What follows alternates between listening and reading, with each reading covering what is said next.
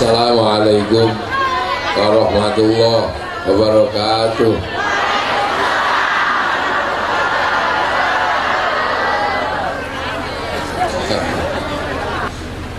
Para hadirin wal hadirat yang berbahagia, alhamdulillah kita ini selalu diingatkan tentang ukhuwah, tentang persaudaraan. Kita ini selalu diingatkan jangan ribut, kita ini bersaudara. Tapi bener enggak kita ini bersaudara? Alhamdulillah kita bersaudara. Jadi seluruh manusia itu bersaudara, cuma ada yang dekat, ada yang jauh. Kenapa? Karena manusia itu asalnya dari Nabi Adam. Jadi manusia pertama itu kan Nabi Adam. Kita ini manusia keberapa itu, makanya tinggal jadi yang kecil-kecil gini. Manusia pertama itu Nabi Adam, sudah laki-laki. Yang perempuan namanya Siti Hawa. Nah, Nabi Adam dan Siti Hawa itu sesungguhnya itu bukan orang sini. Nabi Adam itu transmigran. Ya, kalau di sini kan ada transmigran dari Jawa, ada kan? Adalah Nabi Adam itu juga transmigran, tapi transmigran dari langit. Jadi pindah dari langit. Dulunya manusia ini sekampung sama iblis, sekampung sama malaikat. Jadi sekampung iblis, sekampung malaikat itu tonggoan.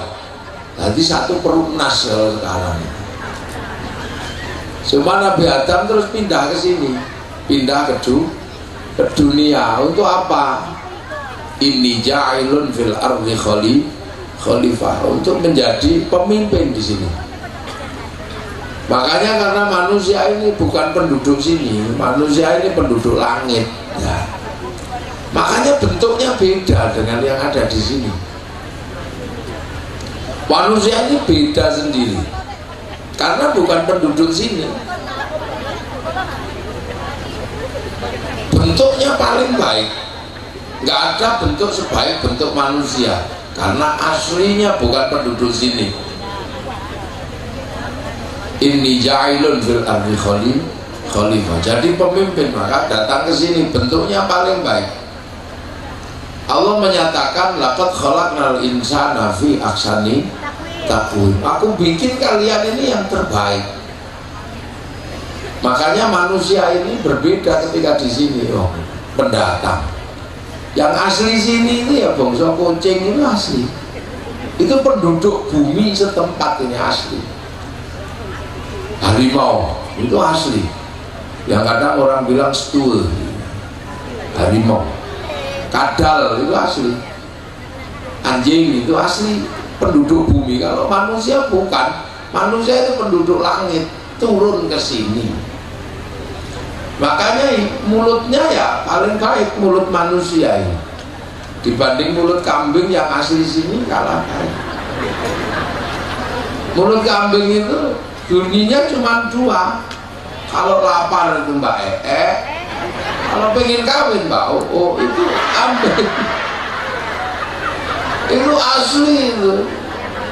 Lah kalau mulut manusia ini terbaik, bukan asli sini, ngapain aja bisa. Suara burung bisa ditirukan, suara harimau bisa ditirukan, bahkan nggak ngomong pun bisa ngomong, diem nggak bunyi pun ada omongannya. Mulut manusia itu. Lah ini zaman kenapa ketawa? Karena ngomong walaupun nggak ada bunyinya. Tangan manusia ini paling baik. Tangan monyet itu, atau tangan beruk ya kan itu nggak ada beruk kok terus udah kupil itu nggak ada. Apalagi kok beruk cebok itu nggak ada. Habis udah lagi gitu aja. Ini tangannya, tangan manusia apa aja bisa. Mulai dari udak-udak kupil, ngupal motor, petan, bisa. bahkan nggak ngomong bisa ngomong, tangan nih nggak bunyi juga bisa ngomong. Oh, ini tangan baik.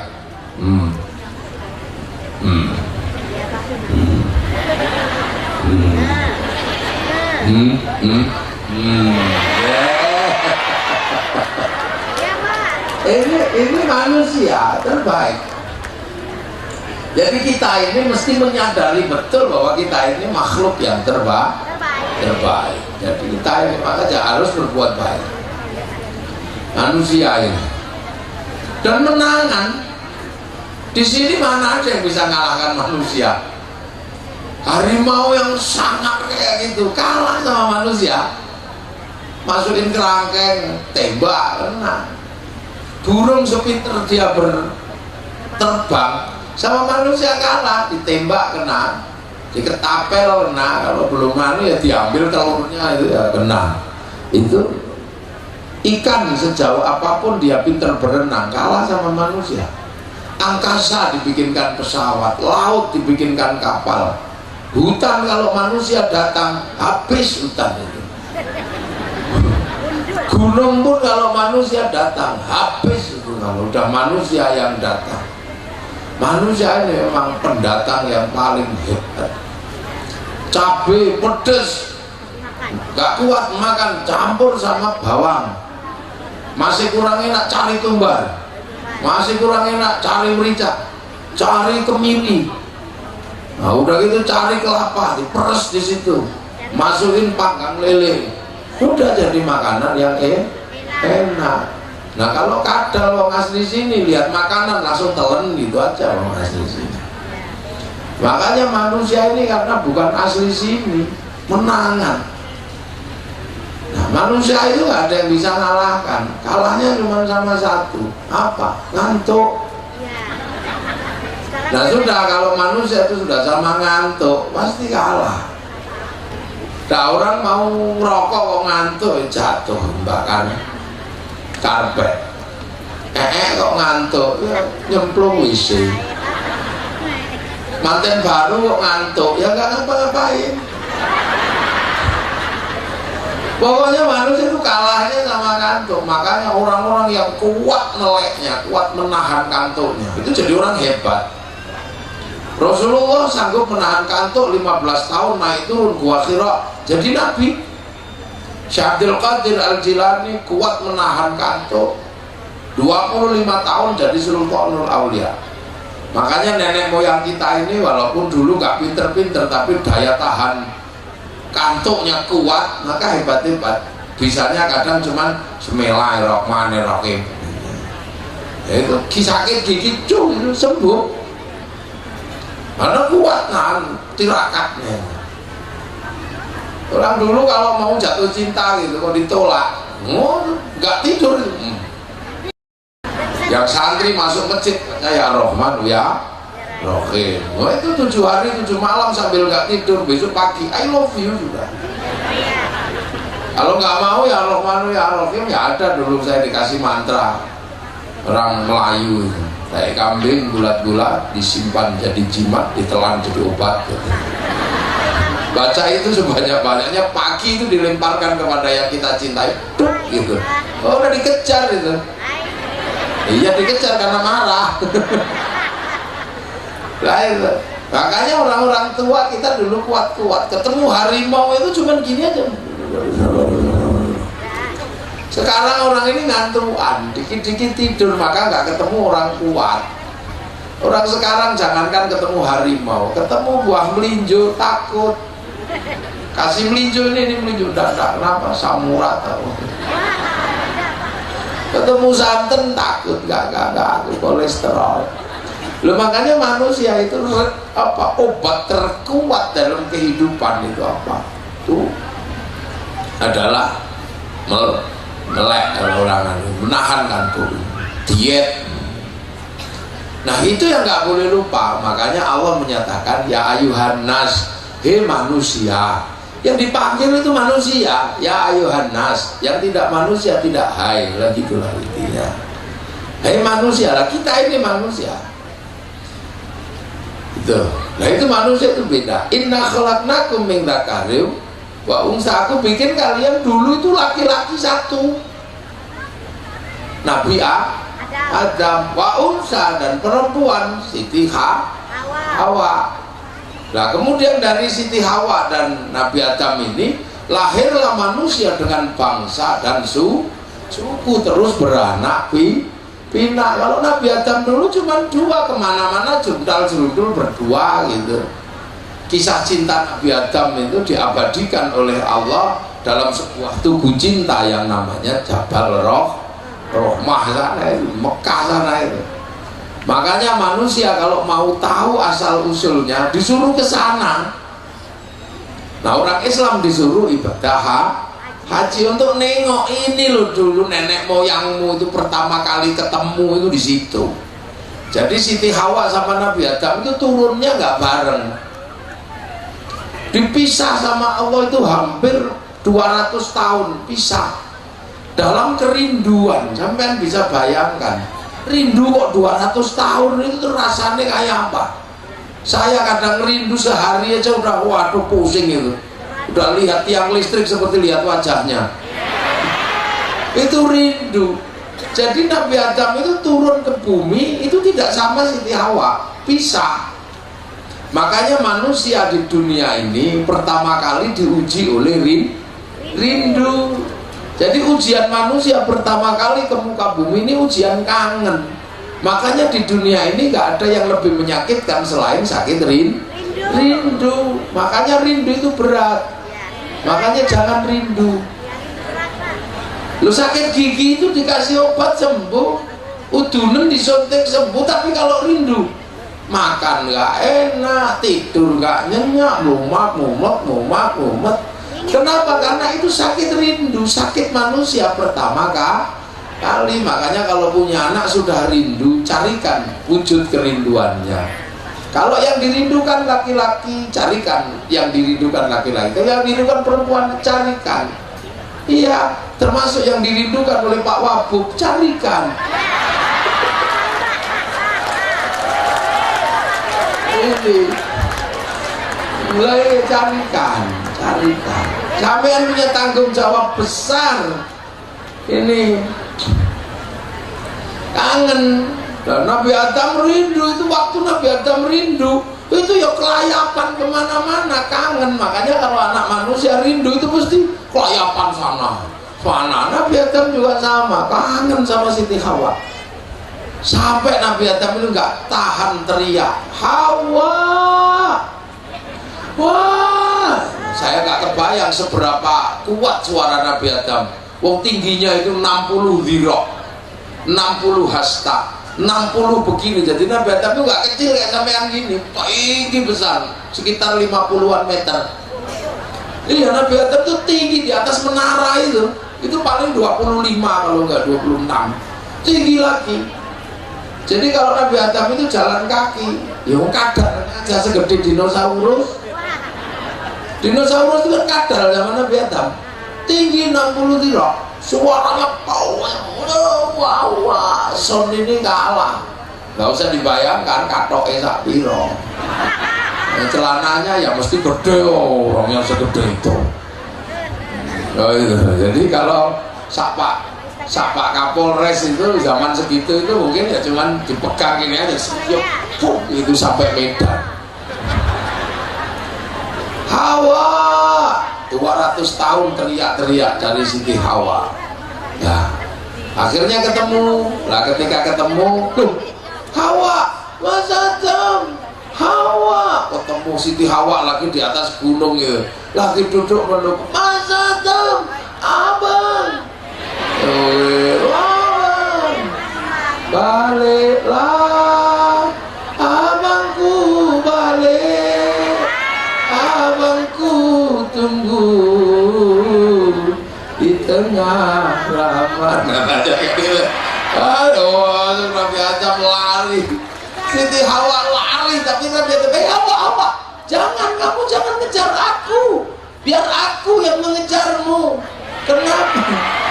Kenapa bang? Kalau engkau mengejar aku Hawa, aku khawatir nanti dicontoh anak cucu kita besok ada perempuan ngejar laki-laki. di situ, udah jangan turun. Nabi Adam naik ke atas. Hamku hamisi selalu. Itu naik ke atas, begitu ketemu pek itu teleta habis berpelukan. Nawang itu air matanya mengalir jadi sungai. Lah orang segede itu kan air matanya nggak mungkin segelas. Oh itu pasti sesungai lah, orang sudah muncrat gitu. Nabi Adam itu kalau meludah kena sampean langsung tenggelam gitu. Gitu pek gitu gede ya. Nah dari situ kemudian oleh Allah kisah cinta itu diabadikan, dikasih tugu namanya Jabal Rahmah ya. Sekarang bisa kita tengok itu tugu cinta. Makanya kalau kita masih punya kerinduan dan indah Pak Kapolres dan Bu Kapolres ini ya, Padang Jawa sama Medan, kalau masih jalan berdua Pak Kapolres ya, makan bakso tulang-tulangan berdua sendok gini, tapi jangan lupa bawa pisaunya untuk bikin tugu cinta, ukir nama berdua di mejanya tukang bakso gitu. Nanti kalau ribut tinggal bilang, Dek jangan ribut, abang juga nggak pengen ribut, adik juga jangan ribut. Udah deh, daripada kita ribut, kita tunggu sebentar, kita pergi ke tempat kita berdua dulu memadu kasih. Di mana ada deh tugunya, masih ada. Di mana? Ayo kita beli bakso tempat dulu kita berdua. Kita cari tugu cinta kita, terukir di mejanya tukang bakso. Begitu sampai sana mejanya ganti. Anak. Nyatanya inilah. Loh makanya umat Islam itu selalu diingatkan kalau punya kekuatan materi, punya uang dari seluruh penjuru manapun, kembalilah ke titik terakhir untuk menemukan kehidupan pertama namanya Jabal Rahmah. Terus disuruh duduk di situ, duduk aja nengok ini aja, namanya wukuf di padang Arafah untuk melihat dulu manusia itu dari situ. Jadi Islam itu mengajarkan persaudaraan yang luar biasa, bukan cuma persaudaraan antar suku Indonesia, bukan cuma Lebong sama Rejang, Lebong sama Jawa, enggak, tapi sedunia. Namanya Jabal Rahmah itu, makanya tengok sana, karena manusia itu dulu dari situ. Nabi Adam dan Siti Hawa bikin anak pertama di situ tuh. Ya nggak ada rumahnya, nggak ada yang lihat. Ya kalau kita ya harus bikin tembok karena banyak yang lihat. Kalau waktu itu kan nggak ada yang lihat, ya wal di situ ya. Ya sama lah kayak kita kalau bikin kan ya gitu. Ya, tapi kan nggak ada orang waktu itu yang lihat, paling ya dinosaurus ngopo dulu. Nah dari situ terus punya anak, beranak pinak. Tapi karena Nabi Adam itu besar, makanya makanannya cepet habis. Sehari paling enggak sekintal itu orang 50 meter itu. Sekali makan cawuknya ini segede son itu, les itu. Kalau bikin permen mungkin segede sapi permennya. Oh, gitu.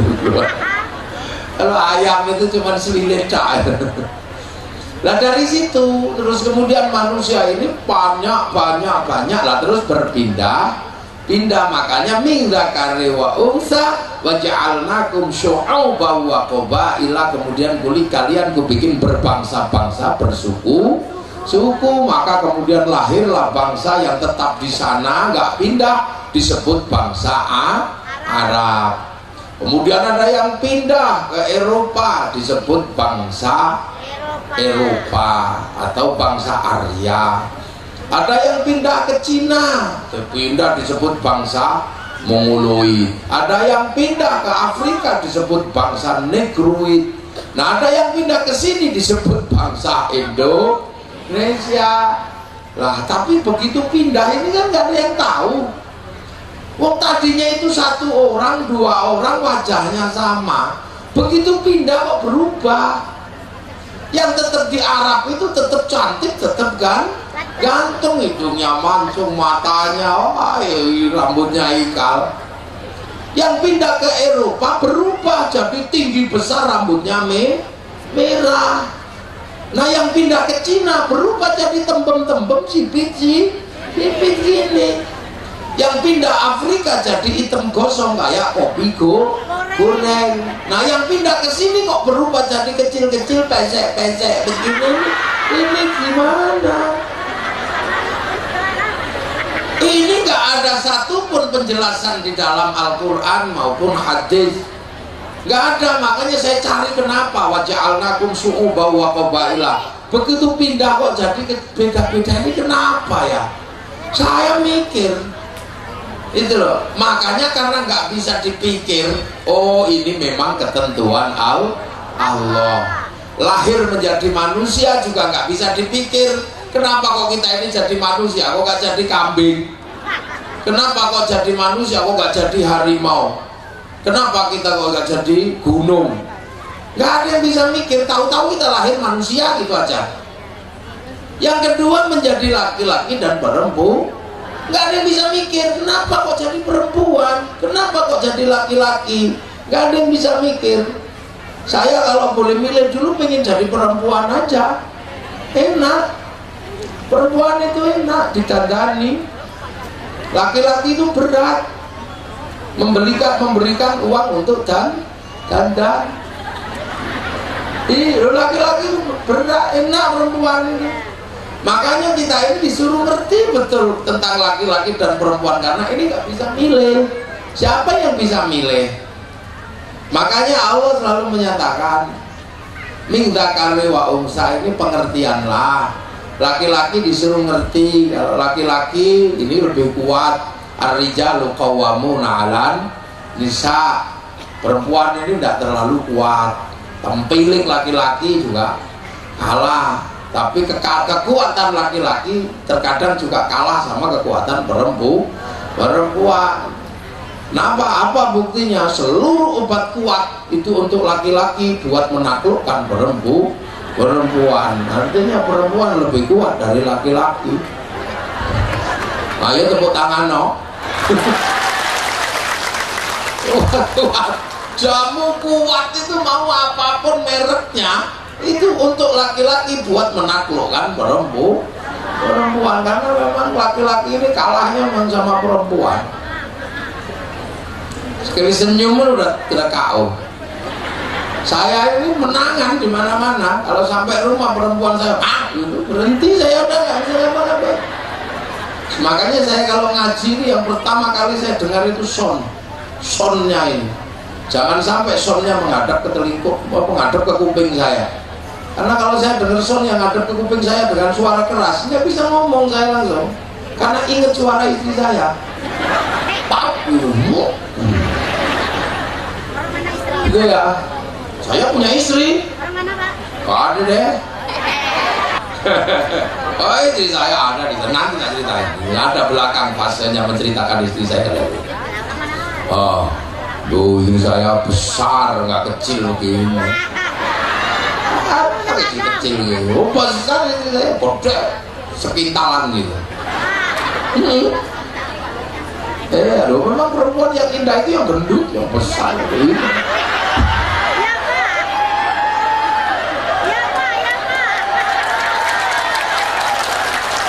Nggak percaya. Iya, perempuan yang indah yang besar. Ditinggal pergi kemana-mana nggak dikasih makan juga nggak mati.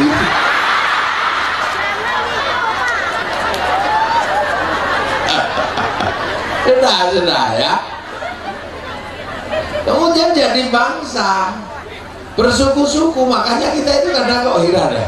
Ini keturunan nenek moyang kita ini satu, ketika pindah kok berubah. Akhirnya saya mikir, jangan-jangan inilah karena memang keadilan Allah itu di sini.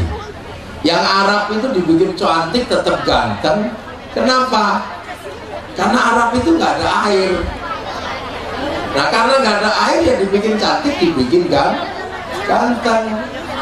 Kalau dibikin jelek nggak mandi, wah tambah jelek itu. Makanya dibikin cantik ganteng, kalau biar nggak mandi tetap cantik, tetap ganteng karena Arab nggak ada air. Orang Eropa kenapa dibikin tinggi besar, rambutnya merah? Karena Eropa itu ada musim dingin.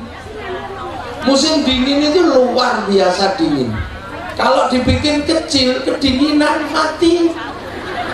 Ini nggak mati. Saya kemarin dari Australia 45 derajat panasnya. Terus rencananya akhir bulan kemarin, akhir Februari saya mesti ke Uni Soviet dan sekitarnya. Tapi di sana min 41. Sampai bayangkan min 41 berarti 41 kali lipatnya kulkas. Itu kencing itu belum selesai udah kering gitu. Saking dinginnya. Cuaca kayak gitu, air terjun curug gitu di sini kan, itu nggak turun, gandol aja di atas seperti sarang tawon karena kedinginan. Itu Eropa kalau sudah dingin kayak gitu, makanya dibikin besar biar kalau kedinginan nggak mati. Orang Eropa itu kalau musim dingin, Eropa ya, kalau musim dingin ini nggak punya daun. Seluruh daun itu rontok, kayak gini nggak ada daun-daun ini orang Eropa. Seluruh daunnya rontok. Karena seluruh daunnya itu rontok, maka orang Eropa kalau bulan Desember nggak punya daun. Jadi nggak kayak sini pusat daun itu, sayur itu nggak ada di sana kalau musim dingin.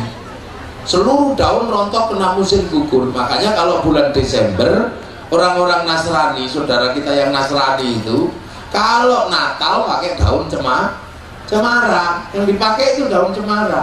Bukan karena saking hebatnya daun cemara ya, karena bulan Desember ya daun cemara aja yang nggak rontok, makanya yang dihias itu daun cemara. Coba kalau Natal itu asli lebong, pasti ada daun jambu, ada daun rambutan. Makanya saya kemarin heran, ada orang kok nggak mengerti ini perbedaan bangsa. Depan masjid jangan ditanami pohon cemara, itu pohon Kristen. Semenjak kapan pohon punya agama? Itu jangan aneh-aneh kau. Pokoknya ini pengertian bangsa. Orang Eropa kalau musim dingin nggak punya matahari, tidak ada sinar ultraviolet kayak begini, nggak ada. Makanya orang Eropa kalau musim dingin kulitnya berubah, pigmennya hilang, berubah bintik-bintik kayak kulit tekek. Jadi sinar matahari lah yang membuat kulit kita menjadi bagus. Kenapa kamu lari dari matahari?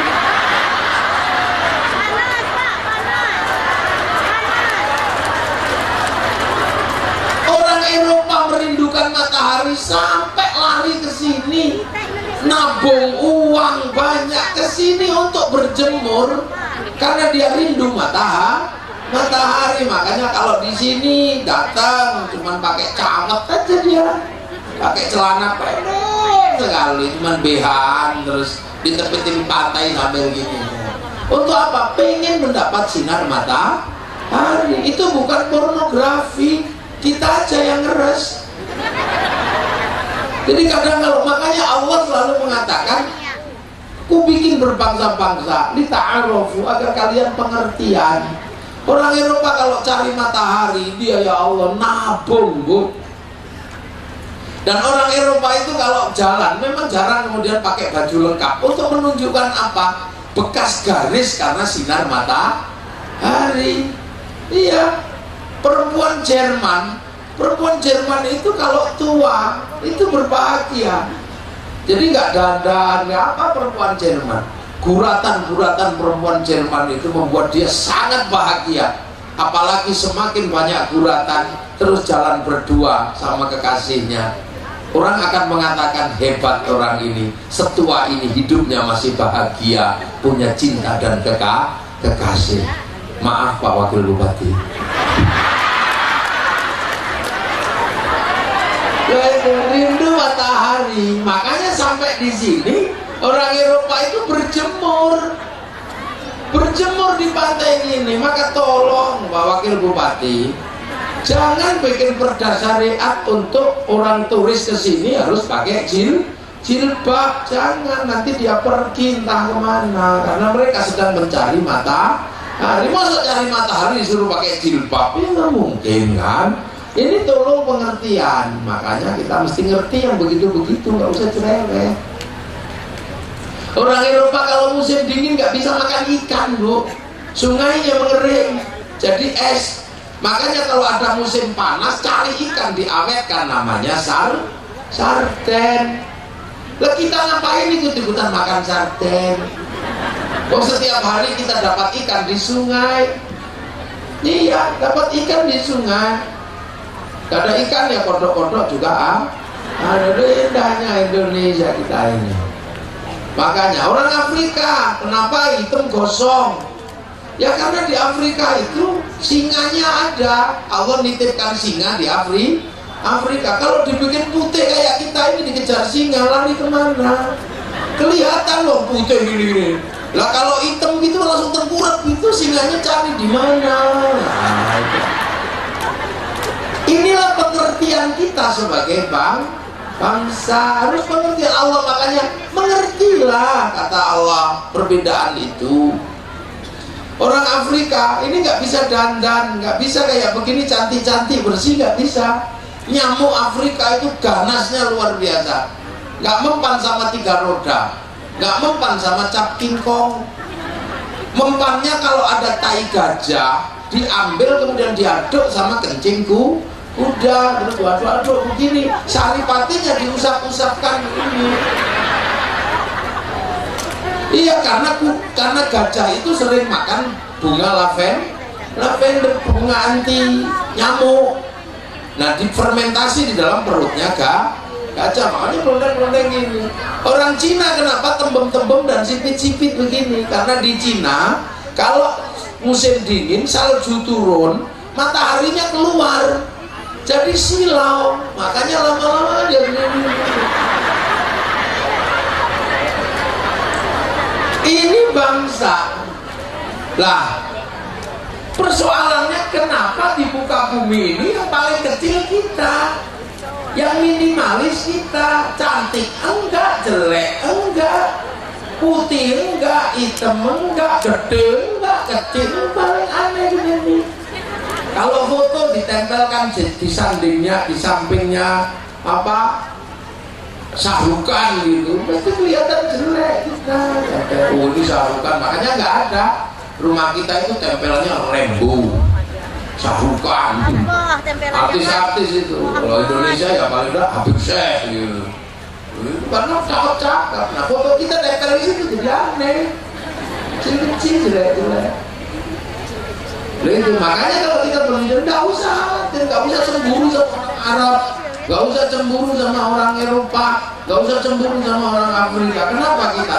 Karena oleh Allah kita yang kecil-kecil ini diletakkan oleh Allah di buminya yang paling indah, namanya Indonesia.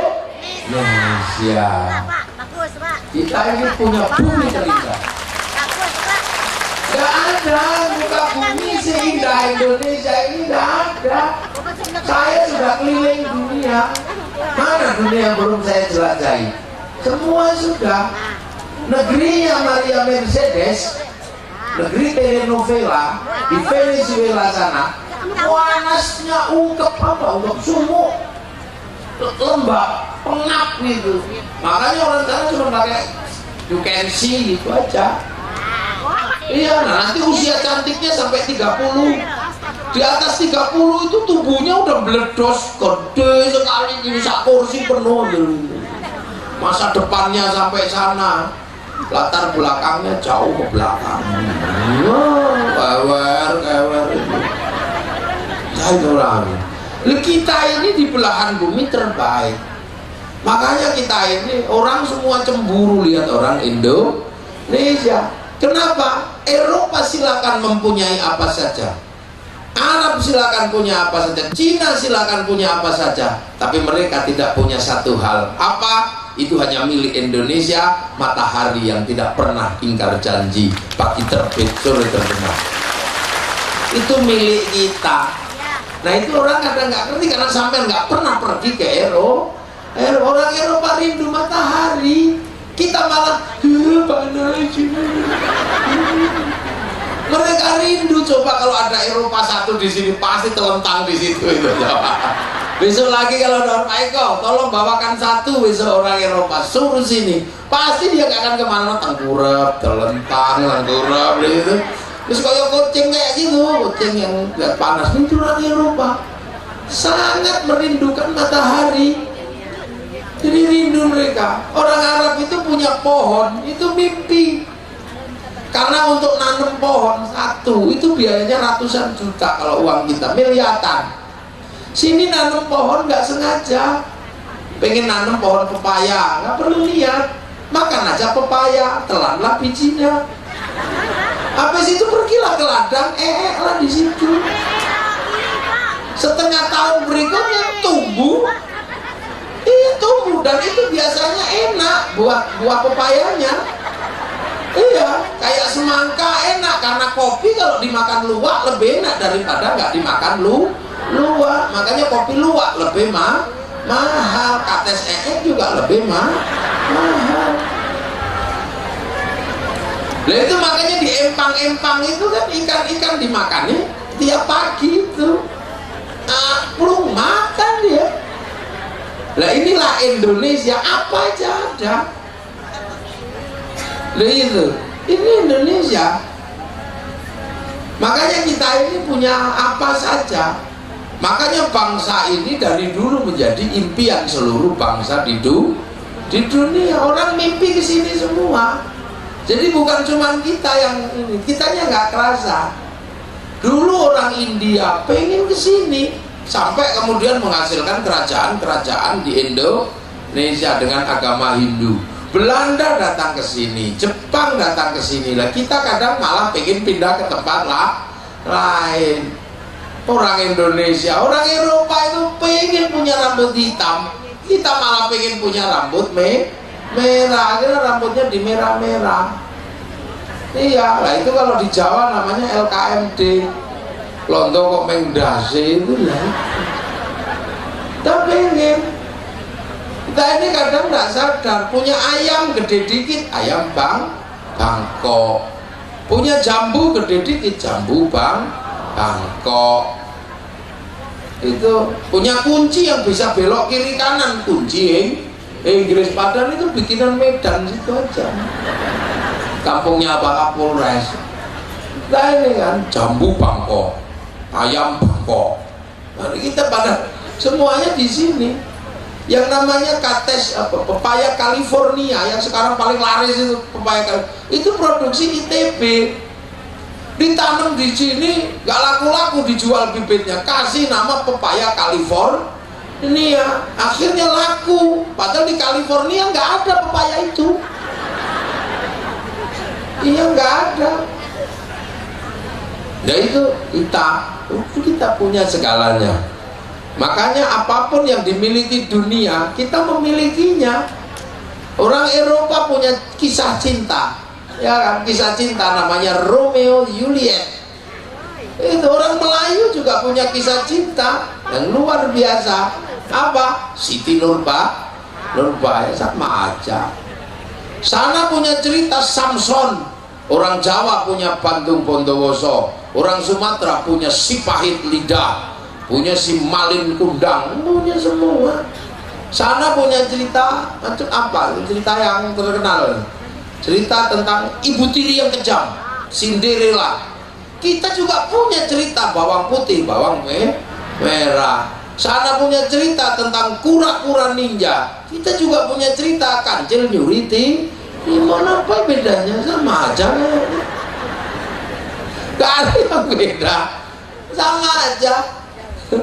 Jadi apa yang kurang dari kita? Nah, itu loh, makanya kita ini pengertian, kita dijadikan bangsa Indonesia. Nah ini yang harus kita syukuri. Makanya kita oleh Allah selalu diingatkan jangan lupa. Nah manusia ini semuanya bersaudara, cuman manusia kemudian berbeda jalur kehidupan. Ada yang turunan ini. Nah keturunan besar itu dulu sempat kelahi karena ribut. Kelahinya kenapa? Kelahi karena kehilangan tempatnya Nabi Adam, runtuh, udah gak ketahuan di mana tempat nenek moyang kita. Akhirnya tempatnya Nabi Adam ini dicari lagi oleh ahli arkeolog pertama dulu, namanya Nabi Ibrahim. Nyari itu mana nenek moyang kita ini tempat tinggalannya. sama istrinya namanya Siti Hajar, bawa anaknya namanya Nabi Ismail. Dia jalan cari, ayo cari tempat nenek moyang. Perjalanan jauh ini akhirnya ketemu. Begitu ketemu ternyata sudah runtuh, maka dibangun kembali sama Nabi Ibrahim dibangun ulang sambil berdoa, Rabbana inni askantu min dzurriyyati biwadin ghairi dzi zar'in 'inda baitikal muharram Rabbana liyuqimus sholata waj'al afidatan minan nasi tahwi ilaihim warzuqhum minats thamarati la'allahum yashkurun. Ya Allah, aku titipkan anak cucuku di tempat gersang ini, gak ada apa-apa ini. Maksudnya ya tempatnya Nabi Adam dulu. Mudah-mudahan hatinya mau sholat kuat, kemudian dicintai manusia dan mendapatkan rezeki buah-buahan agar bersyukur. Nah setelah itu Nabi Ibrahim punya anak di situ. Anaknya satu lagi namanya Ishak, karena Nabi Ibrahim ini punya istri dua. Yang satu Hajar, yang satu yang satu Saroh. Yang dari Siti Saroh lahir anak Nabi Ishak. Yang dari Siti Hajar lahir anak Nabi Ismail. Siti Hajar punya anak Nabi Ishak. Nabi Ishak itu punya punya nama Israel. Lah Israel ini punya anak 12. Israel atau Yakub itu punya anak 12. Dikenal dengan nama Bani Israel. Lah Bani Israel ini lahir nabi-nabi besar. Lahir Nabi Musa punya agama Yahudi. Lahir Nabi Isa punya agama Nasrani. Lahir Nabi Sulaiman bangun kota besar namanya Baitul Maqdis, Filistin sana. Makanya kemudian ketika kemudian Nabi Muhammad ini lahir, ya kita ini yang umatnya Nabi Muhammad lahir itu ketika Yahudi dan Nasrani masih kuat. Makanya akhirnya kemudian Nabi Muhammad bertempat di Makkah. Nah ketika Nabi Muhammad di Mekah, yang dua masih kuat di Filistin, yang satu bergeser ke Vatikan di Romawi itu loh. Makanya kemudian ketika Nabi Muhammad jadi nabi, keturunan Bani Israel masih punya agama. Makanya Nabi Muhammad ketika jadi nabi dituntut untuk apa? Merukunkan ini semua. Makanya Nabi Muhammad dibebani Allah, laqad khalaqnal insana fi ahsani taqwim tsumma radadnahu asfala safilin illal ladzina amanu wa amilus sholihat. Maka kemudian jadikanlah orang-orang ini iman dan beramal soleh.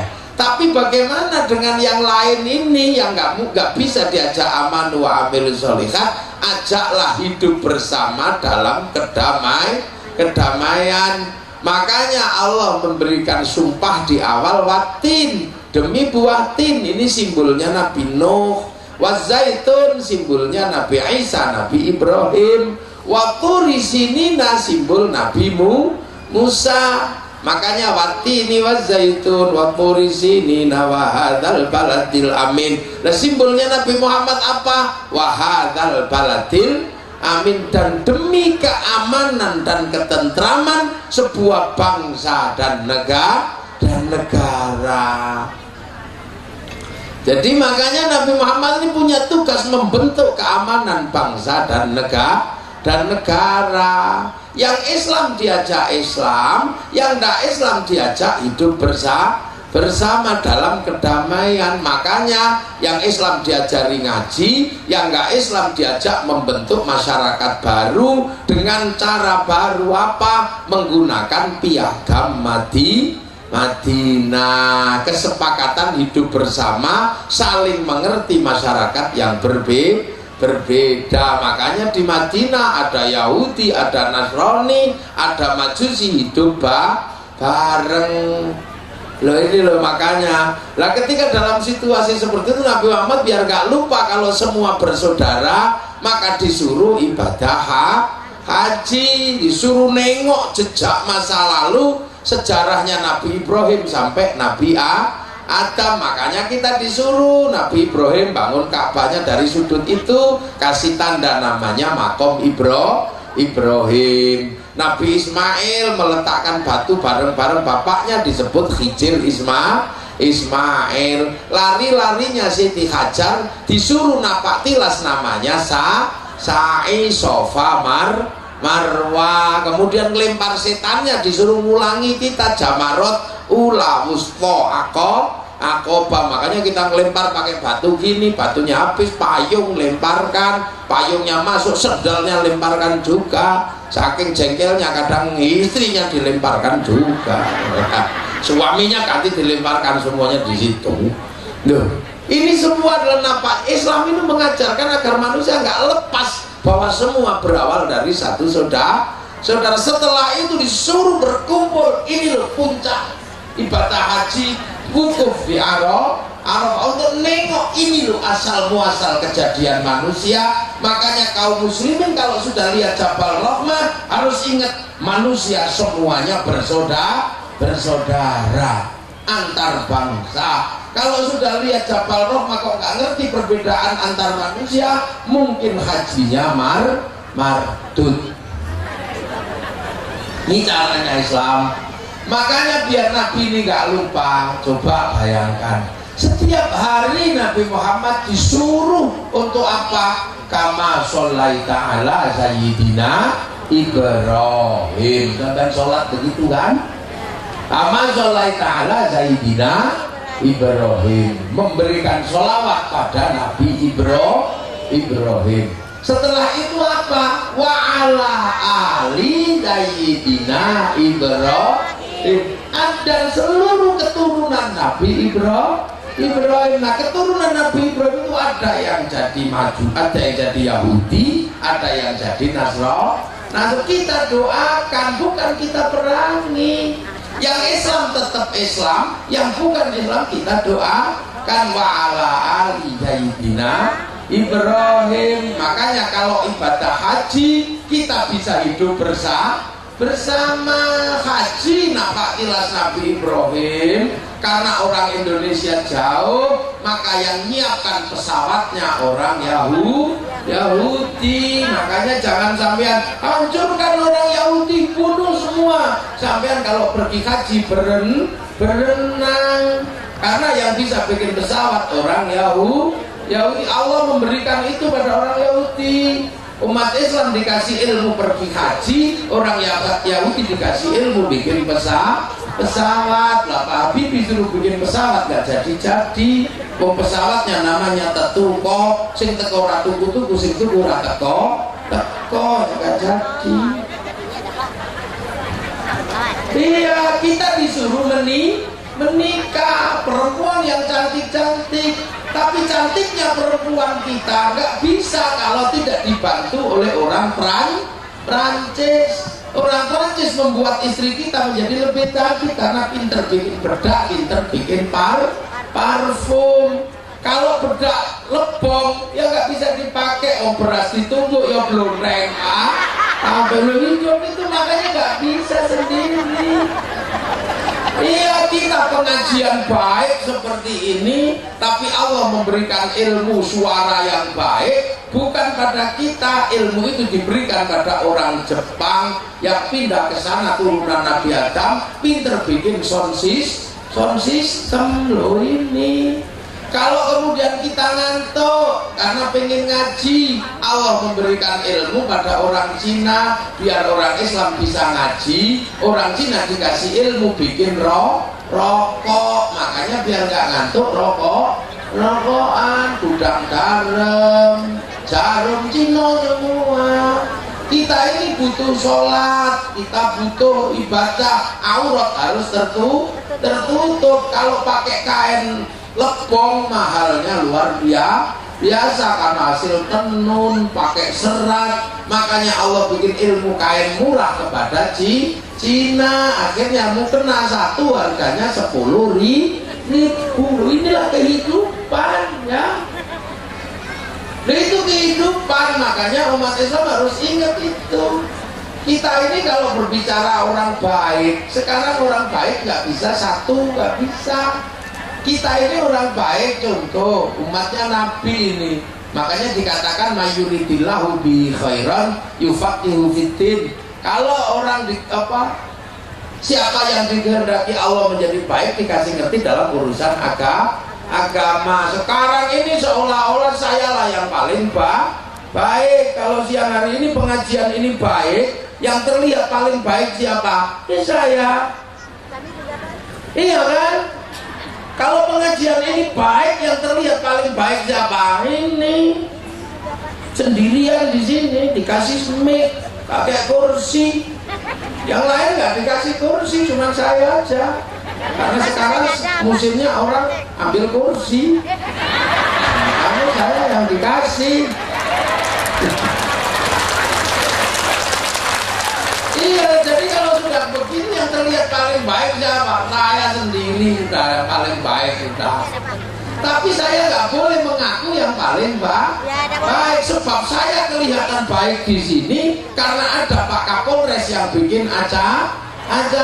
Kalau nggak ada panitia yang bikin acara, saya nggak kelihatan baik. Nah kalau sudah kayak gitu yang baik siapa? Saya apa Pak Kapolres?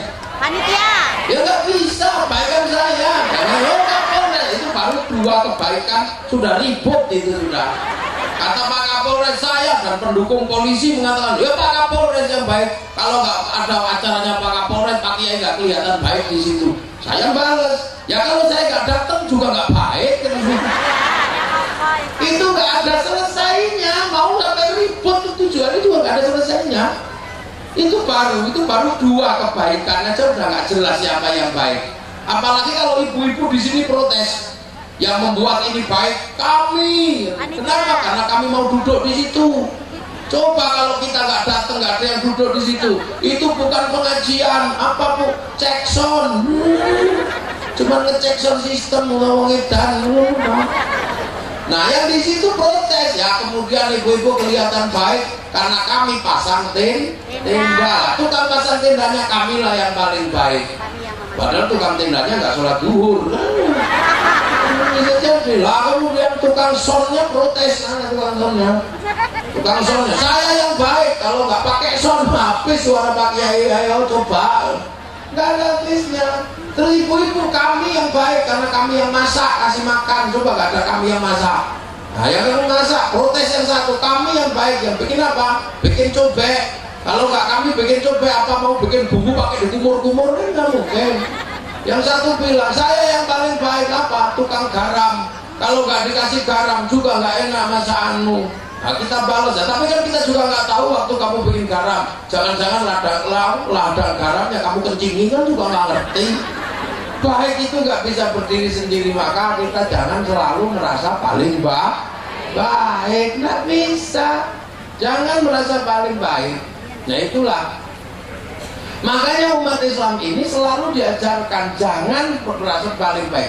Kita tahu asalnya kama sholai ta'ala Sayyidina Ibrahim dengan seluruh keturunannya wa ala ali Sayyidina Ibrahim. Termasuk kita hari ini mendapatkan iman seperti ini juga bukan karena berdiri sendiri.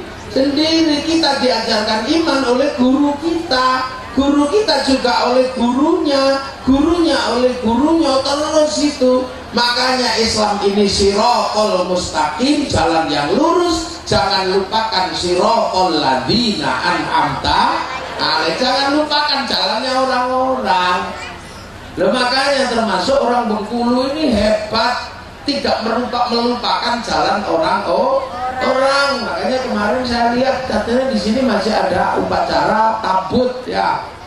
Upacara tabut di pantai-pantai di sini itu menandakan bahwa Islam yang masuk ke Bengkulu itu Islam asli dari Arab sana, dari keluarga Rasulullah. Makanya masih ada tabut. Makanya jangan ribut kalau ada tabut ya. Ini bapak polisi, kiai-kiai di sini tak jelasin nama tabut itu apa. Jadi Islam itu setelah Rasulullah di Mekah, dengar ya. Setelah Rasulullah di Mekah, kemudian Islam pindah ke Madinah. Masyarakat Makkah sama masyarakat Madinah berbeda. Makanya Islam itu begitu masuk Madinah coraknya berbeda juga. Di Makkah ini ketemu penyembah berhala, Tapi di Madinah ketemu penyembah Tuhan yang lain, dan Madinah ini kota besar. Makanya orang Madinah ini lebih terbuka, nggak ribut. Makanya masyarakat Madinah itu masyarakat lebih indah.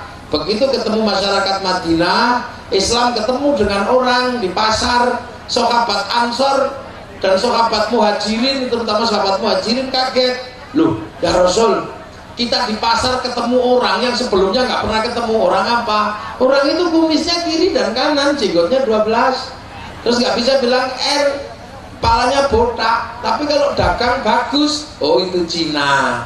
Itu ada, itu Cina. Makanya utlubul ilma walau bisin, carilah ilmu walau sampai ke negeri Cina.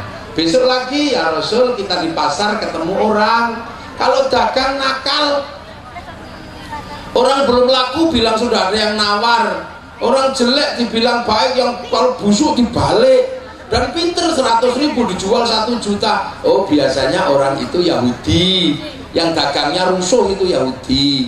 Makanya kalau pengen lihat Yahudi atau bukan, cirinya gampang, kata Rasul. Orang itu biasanya kalau tua rambutnya hitam, giginya masih utuh dan nggak punya jenggot. Oh gitu ya Rasul? Iya, itu cirinya orang Yahudi. Kok begitu? Iya, karena dia umatnya Nabi Musa. Nabi Musa itu sejarahnya waktu mau dicabut nyawanya, malaikat Israel ditempiling. Pak, itu kepalanya pecah malaikat Israel ini. Dalam tafsir Ibnu Katsir dijelaskan sampai matanya keluar. Akhirnya lapor, ya Allah, itu siapa mau tak cabut nyawanya kok saya ditempiling? Oh itu Musa. Jangan main-main kamu sama orang itu. Lo gitu. Iya, saya aja ditantang, jangan lagi kamu. Ilmumu apa udah habis ya Allah? Enggak, tak kasih Khidir, kamu cari, dan dia gagal. Makanya besok kalau ketemu dia yang sopan. Datang lagi malaikat Israel, ya Musa, apa mau tak tempelin lagi kamu? Enggak, nyawamu sudah expired, udah kedaluarsa, sudah waktunya tak cabut. Ya tapi bilang dulu, jangan coba cabut. Sudah, temanku yang bilang bahwa rambutnya sudah putih, gigimu sudah rontok, jenggotmu sudah semrawut, itu tandanya udah waktunya. Oh gitu ya, ya sudah kalau gitu cabutlah, dicabut. Karena akhirnya Nabi Musa dicabut sebab rambutnya putih, giginya rontok, jenggotnya semrawut. Maka orang Yahudi berpikir, biar gak dicabut nyawanya, maka dia rambutnya disemir, giginya diperbaiki, jenggotnya dicukur, biar kalau malaikat datang, oh belum waktunya. Itu asal muasalnya. Makanya kalau ketika zaman Rasulullah, orang Yahudi itu tidak berjenggot. Makanya agar umat Islam beda, potonglah jenggotmu biar tidak menyamai orang Yahudi. Loh, itu asalnya ada. Makanya kiai-kiai yang tahu asal usulnya gitu nggak ribut masalah jenggot. Paling gara-gara Kiai Said Akil kemarin, orang jenggotnya panjang itu goblok. Kata Kiai Said, akhirnya balas Kiai Said, goblok, wong orang jenggotnya panjang kok goblok. Itu asal muasalnya juga ada. Di Jawa itu kan menurut pembawa Islamnya kan Wali Songo. Tiba-tiba ada orang mengatakan Wali Songo tidak ada, musyrik kuburannya. Yang mengatakan itu salah satunya bernama Zainal Abidin, jenggotnya panjang, Badrus Salam jenggotnya panjang. Akhirnya Kiai Said jengkel, dasar orang kalau jenggotnya panjang itu goblok.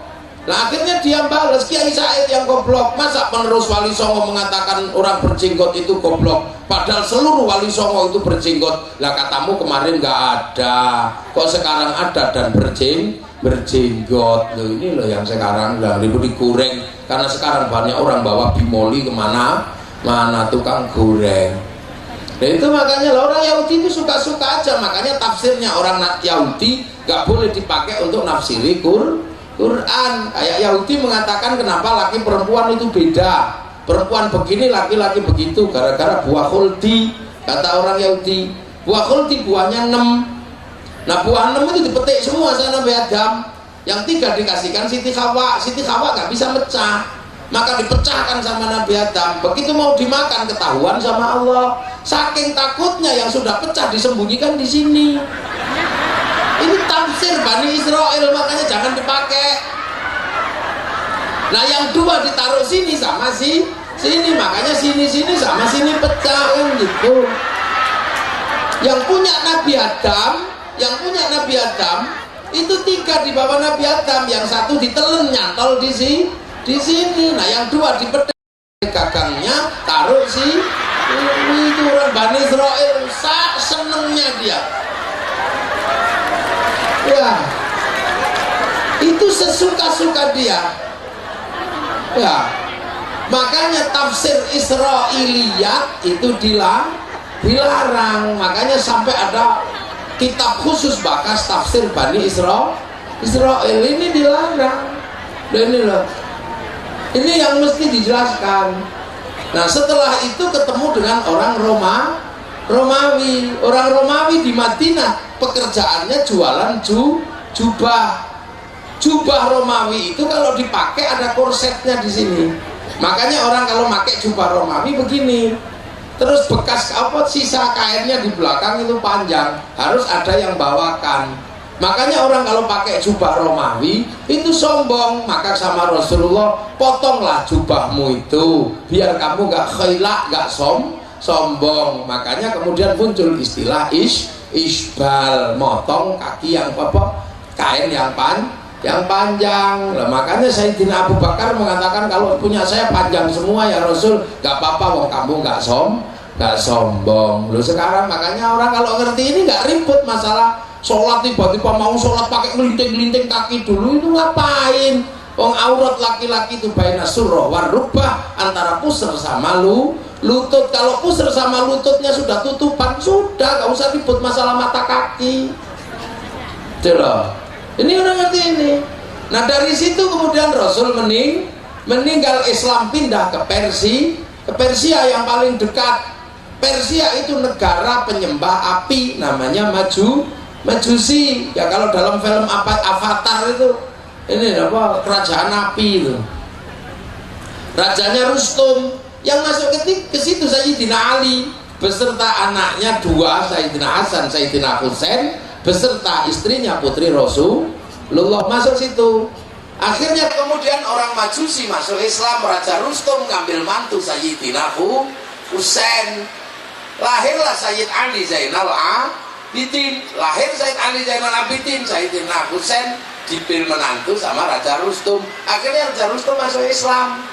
Nah orang ya Majusi menyembah api. Apinya itu ditaruh di bangunan tinggi, namanya Manaro. Manaro itu bangunan untuk naruh api. Maka begitu orang Persia masuk Islam, apinya dibuang, Manaronya ditaruh di depan masjid. Makanya kemudian masjid Persia punya Manaro. Lah setiap kaum muslimin lihat masjid Persia punya Manaro, kok bagus, maka semua pengen bangun Manaro seperti masjid Persia. Akhirnya adalah bangunan baru di depan masjid namanya Manaro. Sampai Lebong namanya menara, sampai Jowo namanya menoro. Jadi Islam itu berkembang penuh dengan sejarah besar. Nah kadang yang kayak gini nggak dipelajari. Belajarnya cuman amanu wa amilus sholihat, lupa membentuk baladil amin, lupa membentuk bangsa dan negara yang aman. Makanya kita ini kadang sekarang akhir-akhir ini kan orang ingetnya amanu wa amilus sholihat saja. Kayak misalnya sekarang yang lagi ribut Hizbut Tahrir. Hizbut Tahrir itu kemana-mana bilang amanu wa amilus sholihat, iya. Tapi Hizbut Tahrir lupa membentuk baladil amin, karena baladil amin bangsa dan negara yang aman diduplikasi dengan model Filistin. Ya ribut di Indonesia. Kenapa? Karena Arab itu beda dengan Indonesia. Arab itu satu bangsa dipikul puluhan negara.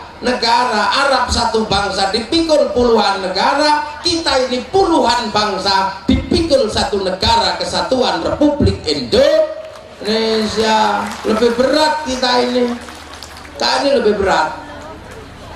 Jadi kita ini susah. Yang Arab itu satu bangsa yang mikul puluhan negara. Eropa satu bangsa yang mikul puluhan negara. Kita ini puluhan bangsa, ratusan bangsa yang mikul satu negara, Kesatuan Republik Indonesia, yang harus mengerti bahwa kita berbeda. Nah itu.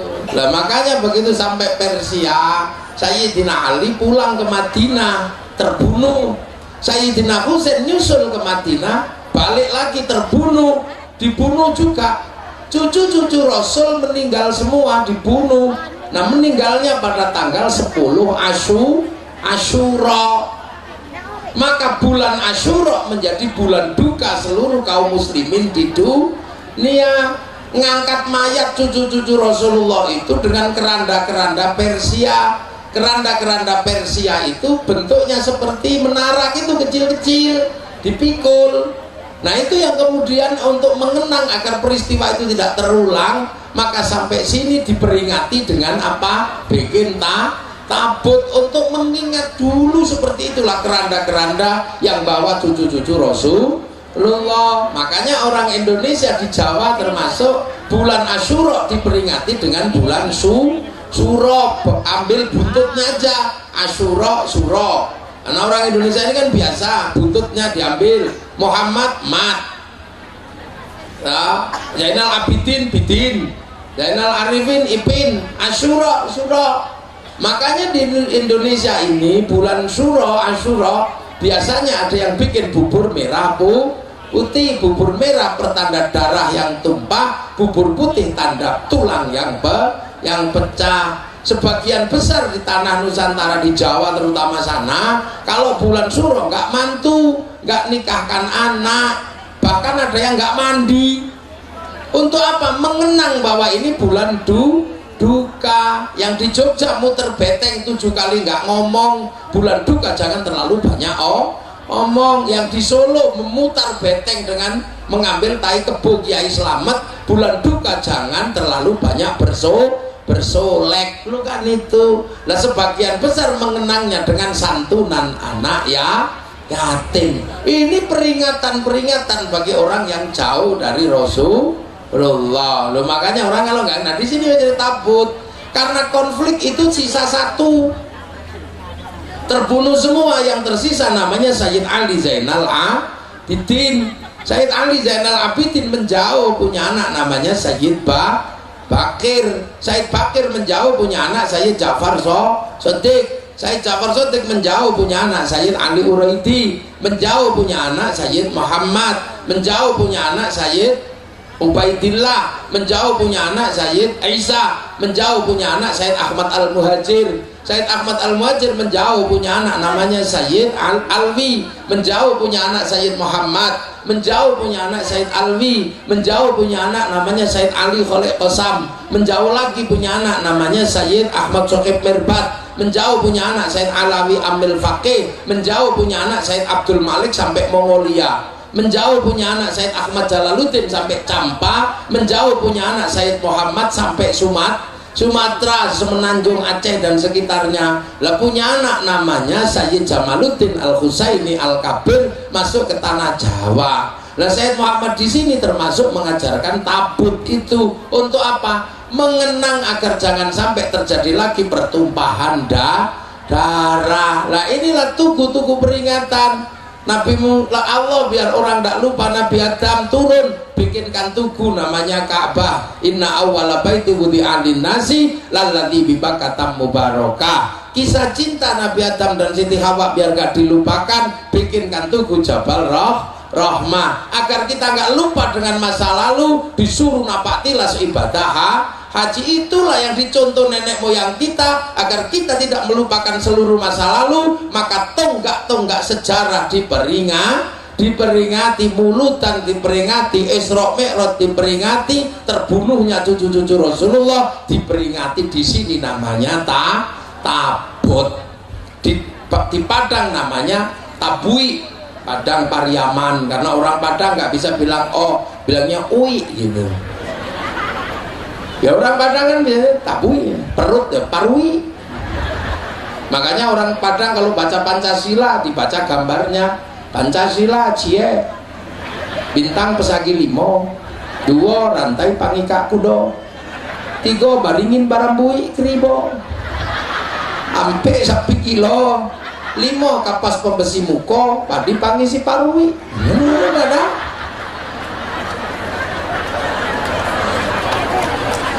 Nah, itu makanya Islam ini jadi kuat di Indonesia karena tonggak-tonggak sejarahnya nggak dihilangkan. Coba kalau tonggak-tonggak sejarahnya itu dihilangkan, kita akan menjadi bangsa yang kehilangan sejarah. Makanya Bung Karno selalu mengatakan jas merah jangan sampai melupakan sejarah.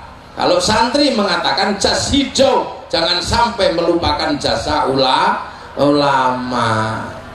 Lah kita ini di generasi Islam, di generasinya ulama. Kita ini bukan di generasi awal, makanya Islam itu diatur dengan ahli sunnah wal jamaah. Nah, ahli sunnah pertama ya Nabi, wal jamaahnya Nabi ya sahabat, wal jamaahnya sahabat tabi'in, wal jamaahnya tabi'in tabi'ut tabi'in, wal jamaahnya tabi'ut tabi'in tabi'ut tabi'ut tabi'in. Nah, wal jamaahnya tabi'ut tabi'in tabi'ut tabi'in. Nah, kita ini wal jamaahnya ulama tabi'ut tabi'ut tabi'ut panjang. Saya ini mengenal Islam diajari bapak saya. Contoh aja saya pribadi, bapak saya diajari gurunya ini namanya Kiai Khalid, ada Kiai Hambali. Ini muridnya Kiai Fakih Langitan. Kiai Fakih muridnya Kiai Abdul Hadi. Kiai Abdul Hadi muridnya Kiai Hashim. Kiai Hashim muridnya Kiai As'ari. Kiai As'ari muridnya Kiai Khairan. Kiai Khairan muridnya Kiai Abdul Wahid. Kiai Abdul Wahid muridnya Kiai Abdul Halim. Kiai Abdul Halim muridnya Kiai Sufyan. Kiai Sufyan muridnya Kiai Jabbar. Kiai Jabbar muridnya Kiai Abdul Rahman. Kiai Abdul Rahman muridnya Kiai Abdul Halim. Kiai Abdul Halim muridnya Kiai Benowo, Kiai Cokrojoyo, muridnya Sunan Kalijogo, muridnya Sunan Bonang, muridnya Sunan Ampel, muridnya Mbah Ibrahim Asmoro Kondi, muridnya Syekh Jumadil Kubro, muridnya Syekh Muhammad, muridnya Syekh Ahmad Jalaluddin, muridnya Syekh Abdul Malik, muridnya Syekh Alawi Amil Faqih, muridnya Syekh Ahmad Sohib Mirbat, muridnya Syekh Ali Kholek Basam, muridnya Syekh Alwi, muridnya Syekh Muhammad, muridnya Syekh Alwi, muridnya Syekh Ahmad Al-Muhajir, muridnya Syekh Isa Nakib, muridnya Syekh Ubaidillah, muridnya Syekh Muhammad, muridnya Syekh Ali Uraidi, muridnya Syekh Ja'far Shadiq, muridnya Sayyid Muhammad Bakir, muridnya Sayyid Ali Zainal Abidin, muridnya Sayyidina Hasan Hussein, muridnya Sayyidina Ali. Lah ini yang muridnya langsung Rasulullah Muhammad Sallallahu Alaihi Wasallam. Gini loh. Nah makanya orang kalau ngerti runutannya gini nggak gampang konslet. Sekarang kenapa banyak yang konslet, lupa pangkat dan kedudukannya, bahwa Islam itu ada ahli sunnah wal jamaah. Sekarang kita ini pangkatnya muridnya ulama, tapi biar keren langsung ngambil kayak muridnya Rasulullah. Ini lupa, kenapa? Ini milenial. Watch milenial. Ini milenial, dunia serba cepat. Sekarang ini percepatannya luar biasa. Saya dulu pengen lihat gajah Afrika, menunggu flora dan fauna. Kalau flora dan fauna keluar di TVRI, baru kita lihat gajah Afrika. Itu kan gitu. Kadang aja sudah mau ditunggu, diganggu siarannya Pak Harmoko, Klop Pencapir. Kadang masih diganggu siarannya Pak Murdiono. Lama sekali nunggunya. Sekarang mana ada orang bisa nunggu gitu? Nggak ada. Cari tuh, tinggal di sini nih. Orang milenial, gajah Afrika keluar, kinjeng kawin keluar, tengu Afrika keluar, semua di sini. Ini milenial. Dulu yang namanya polisi dan saya santri jatuh cinta itu sakit karena terpisah jarak dan waktu. Jauh, makanya nulis surat dulu, cari kertas pink, warnanya pink, baunya harum, terus ditulis, Dek, aku telah tugas di Rejang, kita jauh, engkau di sana, aku di sini. Kalau saya biasanya, Dek, kita terpisah jarak dan waktu karena engkau telah masuk penjara suci, maksudnya pesantren. Maka aku tulis saja rinduku ini, aku rindu engkau yang jauh. Malam hari ini engkau di sana, aku di sini, tapi aku yakin kita berada di bawah sinar rembulan yang sama. Tulis, terus itu dikirim. Sekarang mana ada orang merindukan seperti itu? Tinggal foto jepret dikirim, bawahnya tulis mah, itu aja. Ini cepetnya luar biasa. Ini percepatan dunia. Mana ada sekarang orang belajar bagaimana bikin tempoyak, itu nggak ada. Langsung lihat di YouTube tutorial bikin tempoyak, itu nggak ada. Makanya orang sekarang kalau ngaji bisa langsung dari internet, hadis ini. Makanya terkadang orang lupa, merasa langsung muridnya Nabi, padahal kita ini di generasi yang jauh lupa ahli sunnah wal jamaah. Nah dulu ulama-ulama mengajarkan wal jamaah kayak kita sholat juga misalnya. Dulu kalau ulama sholat itu nggak buru-buru. Sholat duhur misalnya jam 1:30, ulama dulu mundur sampai 1:30 atau jam 2. Lah kenapa? Karena wal jamaahnya masih di sawah, masih di kebun, maka ditunggu adzannya mundur, Allahu Akbar, Allahu Akbar. Iya lah, kalau nggak datang tunggu lagi, Robbana ya Robbana, ya itu nunggu. Makanya sampean kalau mencari agama dengan Islam ahli sunnah wal jamaah, cari yang sampean ngerti. Jangan ketinggian langsung lompat ke sana. Sekarang orang banyak yang lompatnya ketinggian, berkedudukan sebagai muridnya ulama, gayanya langsung kayak muridnya Nabi, ya itu konslet. Terus sholat Allahu Akbar. Kita ini dilepong, pemancarnya jauh dari pemancar utama. Pemancar utamanya Ka'bah, sini pemancar lokal. Fawallu wajhaka syatrul masjidil haram, cuman ngarang-ngarang aja. Karena pemancar lepong maka sinyalnya gampang hilang. Wah, mau sinyalnya utuh, begitu datang bakso sinyalnya hilang. Ada ting-ting bakso. Ini kita Allahu Akbar, tiba-tiba ada bener-bener, ya Allah, kerupuk kehujanan. Ini sinyal lokal. Bismillahirrahmanirrahim. Sabbihisma rabbikal a'la alladzi khalaqa fasawwa walladzi qaddara fahada. Lama ini mesti lama.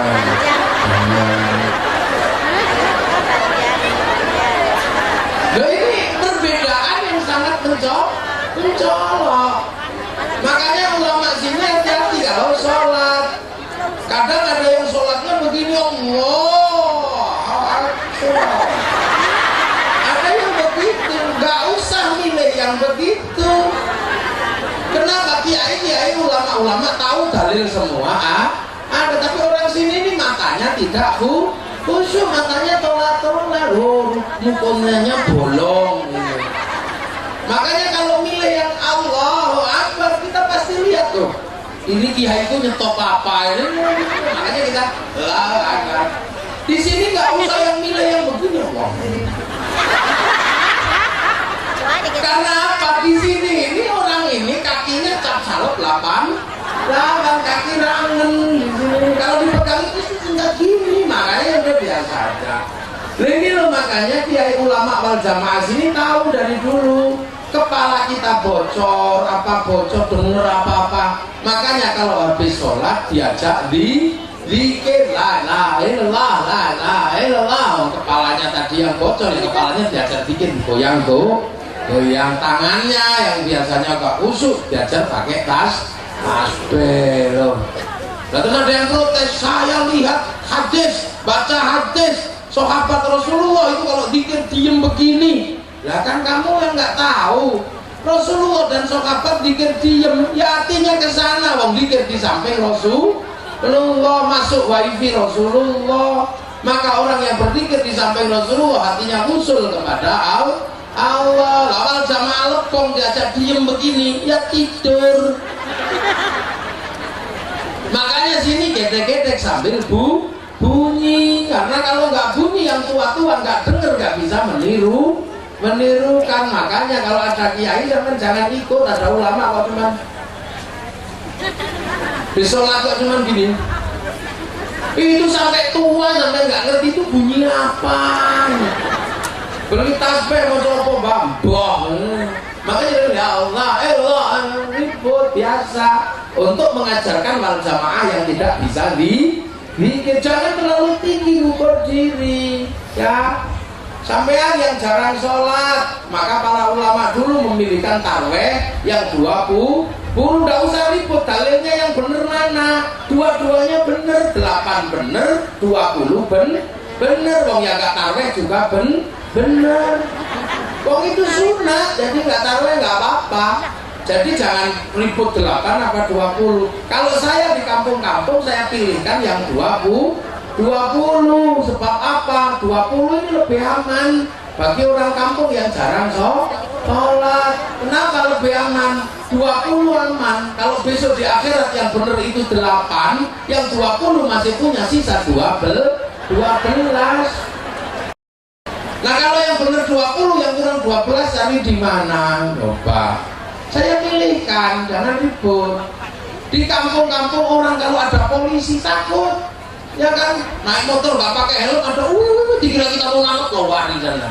Lihat polisi aja takut, apalagi lihat malaikat mungkar nakir, pasti lebih takut lagi. Makanya biar nanti nggak grogi, orang kampung diajari ditalkin kalau mati. Itu diajari talkin kalau mati biar bisa jawab, nggak usah ribut nyampe apa enggak. Yang ada yang tahu nyampe apa enggak, pokoknya perintahnya utlubul ilma minal mahdi ilal lahdi, carilah ilmu dari dari gendongan sampai liang lahat. Nah orang mati itu masih di liang lahat, maka ajarilah dengan talqin, nggak usah ribut nyampe apa enggak. Itu karena yang paling tahu ya yang mati itu. Makanya kalau kamu ingin tahu apa enggak mati yo, nanti kan tahu. Nah itu makanya ulama ini ngajarkan puasa lebih sulit bagi orang Lebong daripada orang di Arab. Orang di Arab keluar rumah tetap khusyuk, tapi orang Lebong kalau keluar rumah puasanya nggak khusyuk, karena di Lebong keluar rumah lihat jambu, lihat mangga. Di Arab keluar rumah lihat padang pasir. Makanya kata kiai, daripada kamu nggak khusyuk tidur aja. Dalilnya apa kiai? Naumu shaimin ibadatun, tidurnya orang puasa itu ibadah. Karena tidur dianggap ibadah, maka akhirnya orang Indonesia kalau puasa banyak tidur. Karena terlalu banyak tidur kiainya sepi. Karena kiainya sepi pergi ke pasar beli mercon. Makanya akhirnya kalau bulan puasa dar. Makanya tolong Pak Polisi kalau ada merconan nggak usah diapa-apain, karena mercon bagi Indonesia perangkat ahli sunnah wal jamaah. Lo kan gitu rame. Orang tarwedor ya mestinya seneng, kita tahu oh nggak khusyuk ternyata saya. Sudah Allahu Akbar ternyata masih ada yang lebih besar namanya mercon gitu. Lah itu di sini. Terus tak kalau malam doktek sahur habis puasa halal itu di Arab nggak ada yang begitu. Haji, ulama sini ngajarkan haji nggak langsung ke Mekah. Sebelum ke sana karena ngantrinya terlalu lama, maka ditempelkan gambar Masjidil Haram di dindingnya masing-masing. Oh besok ke situ gitu. Kalau sudah daftar, kemudian latihan dulu di alun-alun Lebong. Apa yang Allahumma ajan pakai kain ihram tapi Ka'bahnya triplek, itu biasa aja orang sini. Baru nanti pergi kaji beneran ke Makkah. Lo ini lo namanya ahli sunnah wal jamaah. Jadi jangan terlalu tinggi. Ahli sunnah wal jamaah zaman Rasulullah Quran nggak ditulis karena sahabat apal Quran. Orang apal nggak perlu nulis seperti saya. Apal wajah istri saya, maka kemana-mana saya nggak pernah bawa fotonya. Wong apal saya. Makanya ibu-ibu yang fotonya dibawa kemana-mana jangan seneng dulu, karena itu tandanya belum apal.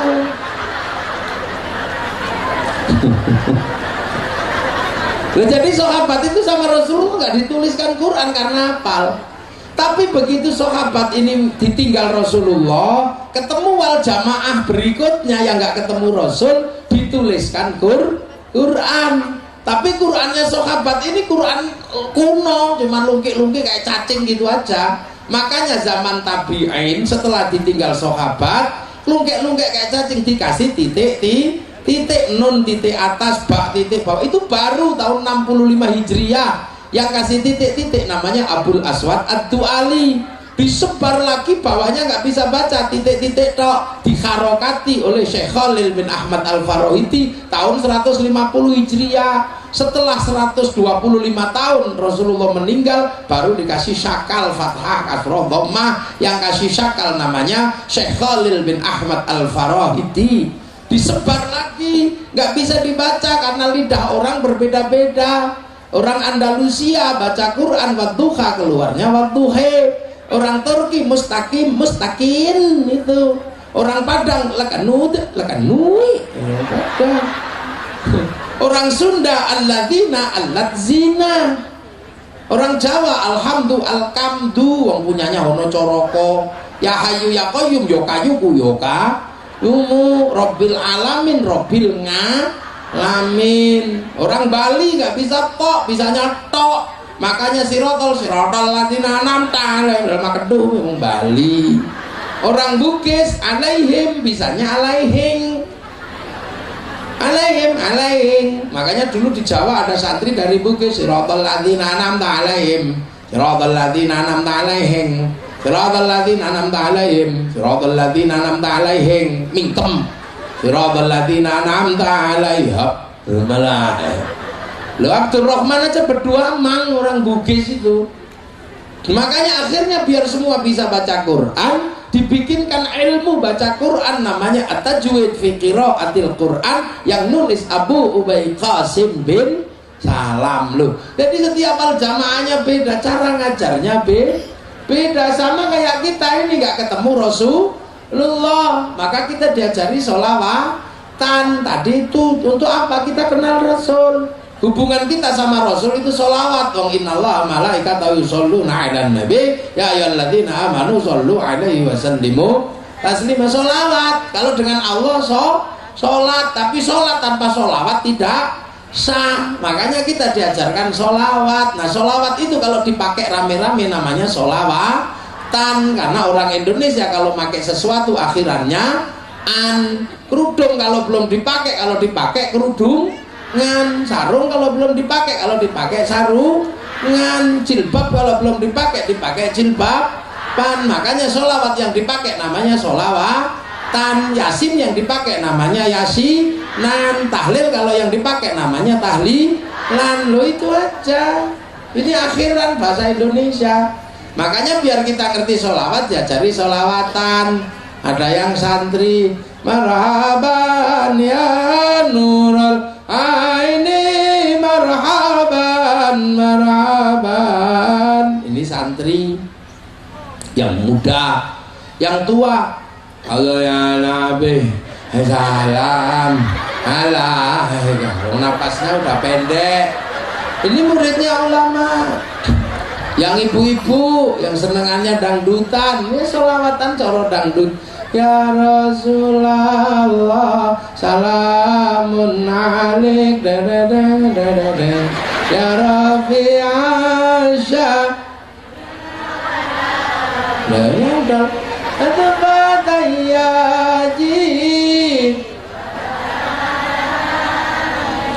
ya wailal judi wal gharami ya wailal jud ya wailal judi wal gharami. Duhai senangnya pengantin baru.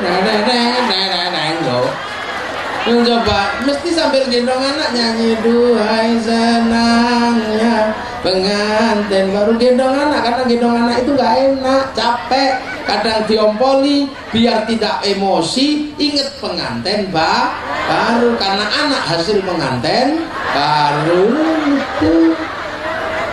Itu biasa di sini muridnya ulama yang senang India dengan gaya India. Ya Rasulullah salamun alaik ya Rafi Asya. Ini santri semua ini. Afata ya jiratal alamin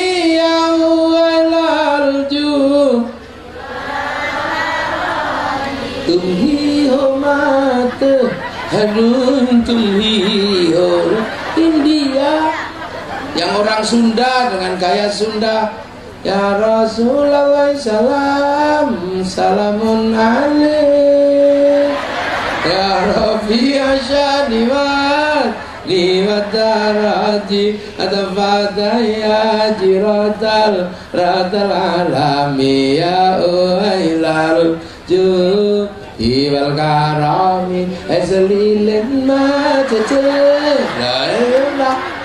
Yang orang Jawa dengan gaya Jawa biasa aja. Kalau orang Jawa apa? Ya Nabi salam alaika, ya Rasul salam salam alaika, ya Habib salam alaika, salawatullah salam alaika. Ayo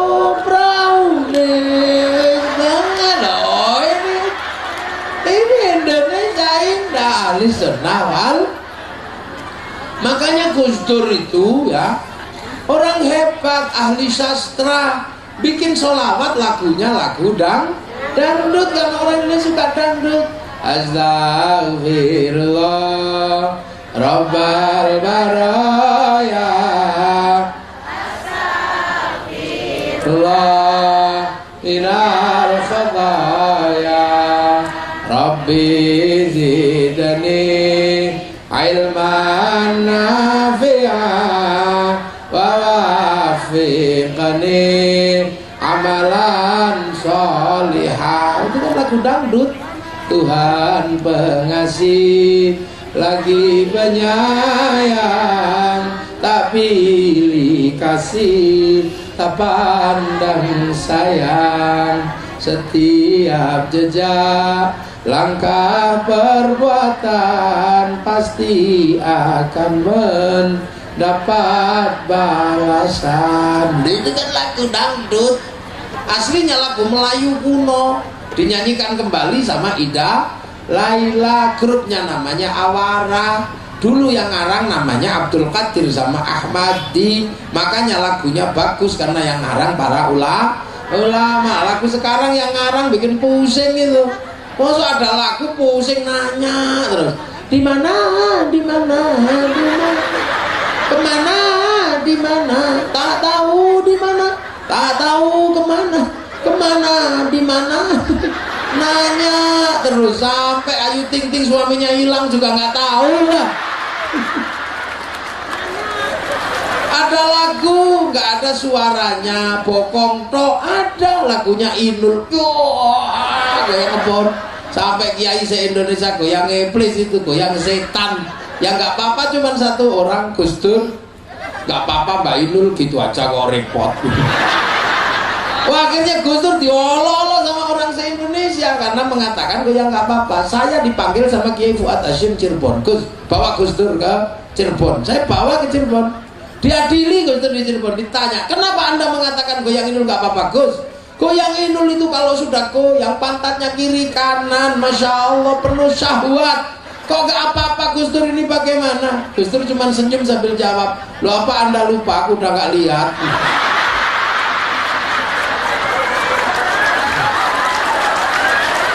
Ya berhenti, akhirnya nggak ada lagi yang nanya. Oh ya sudah kalau gitu, ngomong apa?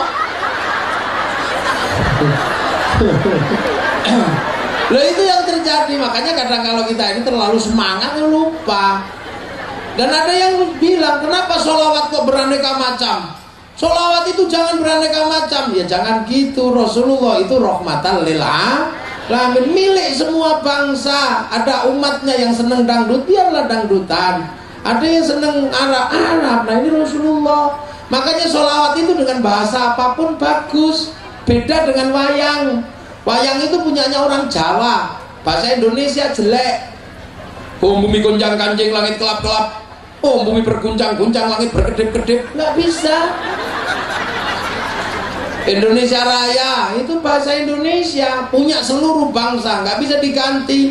Pakai bahasa Jawa jelek. Indonesia tanah airku. Bagus, coba bahasa Jawa. Indonesia lemah banyuku. Rusak. Apalagi kena bahasanya orang Banyumas. Indonesia lemah banyu nyong. Makanya nggak bisa. Adzan itu juga nggak bisa diganti-ganti. Adzan itu yang bagus ya begitu itu. Jangan dirubah-rubah. Hayya 'alas shalah.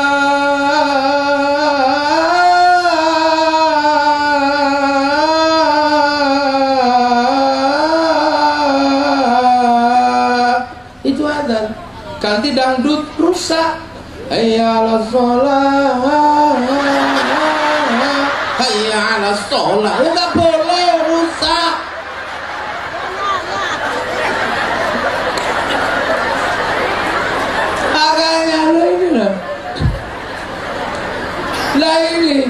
Lah ini kehidupan kita di sini yang indah. Makanya terus di sini sholawatan itu macam-macam. Ada modelnya Habib Syekh. Ya Hanana, ya Hanana, ya Hanana, ya Hanana, ya Hanana, Nabi Muhammad. Zalikal fadlu min Allah.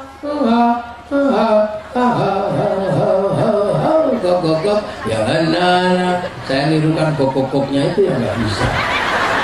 Nah terus kalau sholawatan akhirnya orang sini saking senengnya bawa bendera. Gak usah protes. Kenapa sholawatan kok pakai gini-gini? Orang senang. Cinta Rasul, mahabbah tumbuh karena sholawat lahir cinta. Ya begini biasa.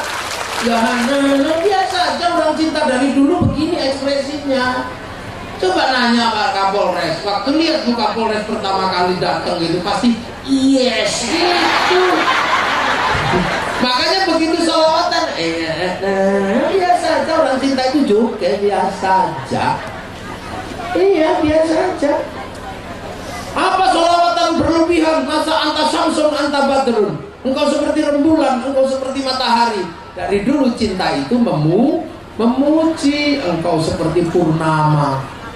Wajahmu seperti purnama. Jangan begitu ya Rabbi bil Mustafa balik maqasidana. Dari dulu cinta itu gak ingin berpisah. Dek, sehari aku tidak bertemu denganmu, mati aku. Dan biasa aja. Kalimat cinta jangan kamu lihat dengan ilmu fakih, bubar kamu. Ingin ku mati bila tak ingat dosa. Ingin rasanya ku pulang ke rahim ibu. Itu kalimat cinta kamu bahas ribut sama bapakmu. Lah kenapa? Oh, kepalamu segede itu mau kembali ke rahim ibu. Loh, ya bisa. Rumah Irama, pacarnya hilang. Juga berlebihan, musyrik. Ku tahu rumus dunia. Emang kamu ngerti rumusnya dunia? Kayak Allah aja. Pacar hilang, tanya Allah karena cinta. Seandainya aku bertemu Tuhan, akan ku tanyakan tentang dirimu. Jawab, pacar hilang aja tanya Allah. Kalau ini sholawatan memang tentang cinta. Lah ini terjadi di muridnya ulama. Makanya Indonesia berkembang jadi seperti ini karena orang diajarkan bagaimana mengenali diri dalam Islam dalam bingkai muridnya ulama. Nah, malah sekarang orang lompat ke sana, makanya ribut sekarang ini. Ini haram, ini musyrik, ini musyrik. Ini orang-orang yang baru datang yang nggak ngerti persoalan Indonesia. Dulu ketika datang ya Allah susahnya luar biasa karena Indonesia negeri yang kuat. Kerajaan Sriwijaya, kerajaan Majapahit, Sayyid Muhammad datang ke Sumatera berat, Sayyid Jamaluddin Al-Husaini Al-Kabir datang ke Jawa berat. Nyebut Allah nggak bisa zaman segitu, maka Allah diganti dengan nama Gusti, Pangeran, Tuhan. Karena nggak ribut. Nyebut sholat ribut, makanya dikasih nama sembahyang. Nyebut musola ribut, dikasih nama surau atau langgar. Syekhun ustadzun ribut zaman Hindu, maka dikasih nama kiai. Ada tebu kiai selamat, tombak kiai pleret. Itulah dulu seperti itu. Bagaimana susahnya kita menjadi orang Indonesia awalnya. Makanya kemudian diajarkanlah membangun Islam dengan cita rasa Indonesia. Allah Tuhan Pangeran Gusti, bagaimana orang hidup bersama, ajarkan musyarakah, hidup bersama tidak ada raja, tidak ada hamba, biar hidup bersama lebih mapan. Dipakailah bahasa Rasulullah, kullukum ra'in wa kullukum mas'ulun an ra'iyati, kalian harus saling bertanggung jawab. Maka raja dan hamba diganti dengan ra'iyah yang sekarang dikenal dengan nama rakyat. Kalau sudah jadi ro'iyah atau rakyat, salinglah bermusyawarah. Maka yang dipakai wasyawirhum fil amri, bermusyawarahlah. Maka bahasanya menggunakan bahasa Al-Quran, musyawarah. Kalau musyawarah jangan menang-menangan sendiri. Maka agar musyawarah gak menang-menangan sendiri, tempatnya dikasih nama majelis. Tafassahu fil majalis fafsahu yafsahillah. Kalau sudah seperti itu, pilihlah pemimpin yang memenuhi standar wasi'a kursiyus samawat. Maka kedudukan pemimpin disebut kursi. Lah dulu ini disebar. Syekh Jumadil Kubro, Syekh Muhammad di sini punya murid Sunan Ampel, Bang Ampel pindah ke Surabaya sana. Murid-muridnya bergerak ke seluruh Indonesia, membangun kekuatan seperti itu. Di Sulawesi namanya Datuk Ribandang, mengembangkan di Sumatera namanya Aryo Abdillah, mengembangkan ke Kalimantan namanya Khatib Dayat. Lahirlah kekuasaan baru, wujud kaum muslimin. Belanda datang, dilawan secara bareng-bareng. Akhirnya apa? Bersatu bersama setelah Belanda pergi, membentuk perbedaan dalam satu ikatan kebangsaan dan kenegaraan. Perbedaan itu disatukan dalam Negara Kesatuan Republik Indonesia. Makanya karena dulu dikembangkan oleh para wali, maka NKRI ini daerahnya disebut wilayah al-wali, meninggalkan wilayah. Dan itulah yang kemudian karena berbeda-beda menggunakan Pancasila. Kalau Nabi menggunakan piagam Madinah untuk menjembatani perbedaan, kita menggunakan Pancasila. Benderanya merah putih, gak usah diganti-ganti. Yang NU gak usah memaksakan ganti merah putih, gak usah. Bendera itu ya merah putih yang disepakati Sabang sampai Merauke. Hizbut Tahrir menawarkan bendera tauhid menurut dia, sandingkan dengan merah putih, ya ribut. Terus bilang ini bendera tauhid, kamu kalau anti bendera ini anti la ilaha illallah. Santri tidak anti la ilaha illallah, karena santri setiap hari kalau tahlil pakai la ilaha illallah. Kalau bendera PKI Palu Arit saya nggak mau, karena Palu Arit disatukan dalam bendera. Tapi kalau kami ke sawah tetap pakai arit, pergi Nukang tetap pakai Palu, biasa saja. Jadi nggak usah kaget. Ini Indonesia punya merah putih, nenek moyang kita luar biasa. Ribut dengan Belanda, akhirnya merah putih taruh di atas rumah. Belanda curiga tiang rumah dikasih pisang, Belanda curiga tiang rumah dikasih tebu, masih curiga dikasih padi, masih curiga dikasih kelapa. Besoknya bawa makanan, akhirnya Belanda cuman mau makan, makanannya habis, kelapanya rontok, padinya mengering, tebunya mengering, pisangnya rontok, yang tersisa tinggal merah putih. Itu perlawanan zaman Belanda. Makanya ketika merah putih ditambah biru oleh Belanda, disobek oleh santri pada tanggal yang terjadi peristiwa 10 November di Surabaya. Jadi dulu merah putih untuk berkibar ini butuh jutaan nyawa, butuh ribuan senjata untuk menegakkan merah putih. Sekarang merah putih nggak minta apa-apa, hanya minta untuk kita angkat tangan menghormat bendera ini. Jangan kau bilang musyrik, jangan kau bilang kafir, karena kita hanya hormat bendera yang dulu menghasilkan ribuan nyawa tapi mempersatukan ribuan manusia Indonesia. Pancasila ketika yang seperti itu mau ditambah dan kewajiban menjalankan syariat Islam bagi pemeluknya, ribut seluruh Indonesia. Maka akhirnya dihapus 7 kata itu, jadilah Pancasila yang hari ini. Jadi seperti ini karena jutaan nyawa berkorban untuk Indonesia. Maka kalau kamu waktu itu gak ada di Indonesia dan belum pernah berkorban untuk Indonesia, jangan ganggu Indonesia. Ini kau di mana? Loh, kok tiba-tiba Pancasila musyrik, merah putih merah, tapuk lambimu ya. Loh, jangan, kita udah bangsa paling enak di muka bumi. Itu loh, kita nggak lihat bangsa-bangsa sekarang sedang kacau balau. Makanya kalau ada apa-apa sikat sekarang sama pemerintah, ganggu. Itu dilakukan di negara manapun. Suriah jebol karena ISIS singkir dari sana. Palestina sedang membangun bangsanya dan sulitnya seperti itu. Mesir sulitnya seperti itu. Maka kita belajar dengan cara Indonesia. Tetangga negara kita Malaysia itu negara kecil, ribut pusat teroris dulu. Sebagian lari ke Indonesia, ada Asyari, ada Nurdin Top. Akhirnya Malaysia mengambil sikap dengan ISA, Internal Security Act. Bagi siapapun yang mengganggu ajaran kenegaraannya dihukum tanpa ada pengadilan, dan kemudian bangsanya dirapikan, khutbah saja diatur oleh negara. Di sini tidak ada yang ngatur, maka jangan kau katakan negara mengkriminalisasi ulama. Negara Indonesia tidak pernah mengkriminalisasi ulama. Memang ulamamu yang kriminal memang. Gak ada. Saya ngaji kemana-mana yang ngomong kriminalisasi ulama, bisa alok-alok presiden, bisa alok-alok Kapolri, mengolok-olok Panglima TNI. Ini orang-orang keblinger. Kalau di Malaysia, di Arab udah mati itu orang-orang itu mengolok-olok kayak gitu. Indah di sini dibiarkan karena kita punya negara yang memang punya toleransi tinggi. Jangan bikin-bikin anti-Islam, anti apa. Islam berkembang. Kalau ini jadi presiden, adzan tidak ada. Beliau jadi presiden sudah 5 tahun, adzan masih ada. Jangan bikin-bikin kamu ya. Jangan bikin-bikin. Kalau kalian berzina akan disediakan kondomnya. Ternyata nggak ada peraturannya. Sekarang minta maaf. Tapi berapa hoak yang tidak sempat minta maaf, kalian akan ditagih di akhirat oleh Allah Subhanahu wa ta'ala. Kalau kamu hoak dengan tetanggamu punya kesempatan minta maaf. Tapi kalau hoak dengan negara, dengan presiden, kapan kamu bisa minta maaf? Karena kamu nggak pernah ketemu.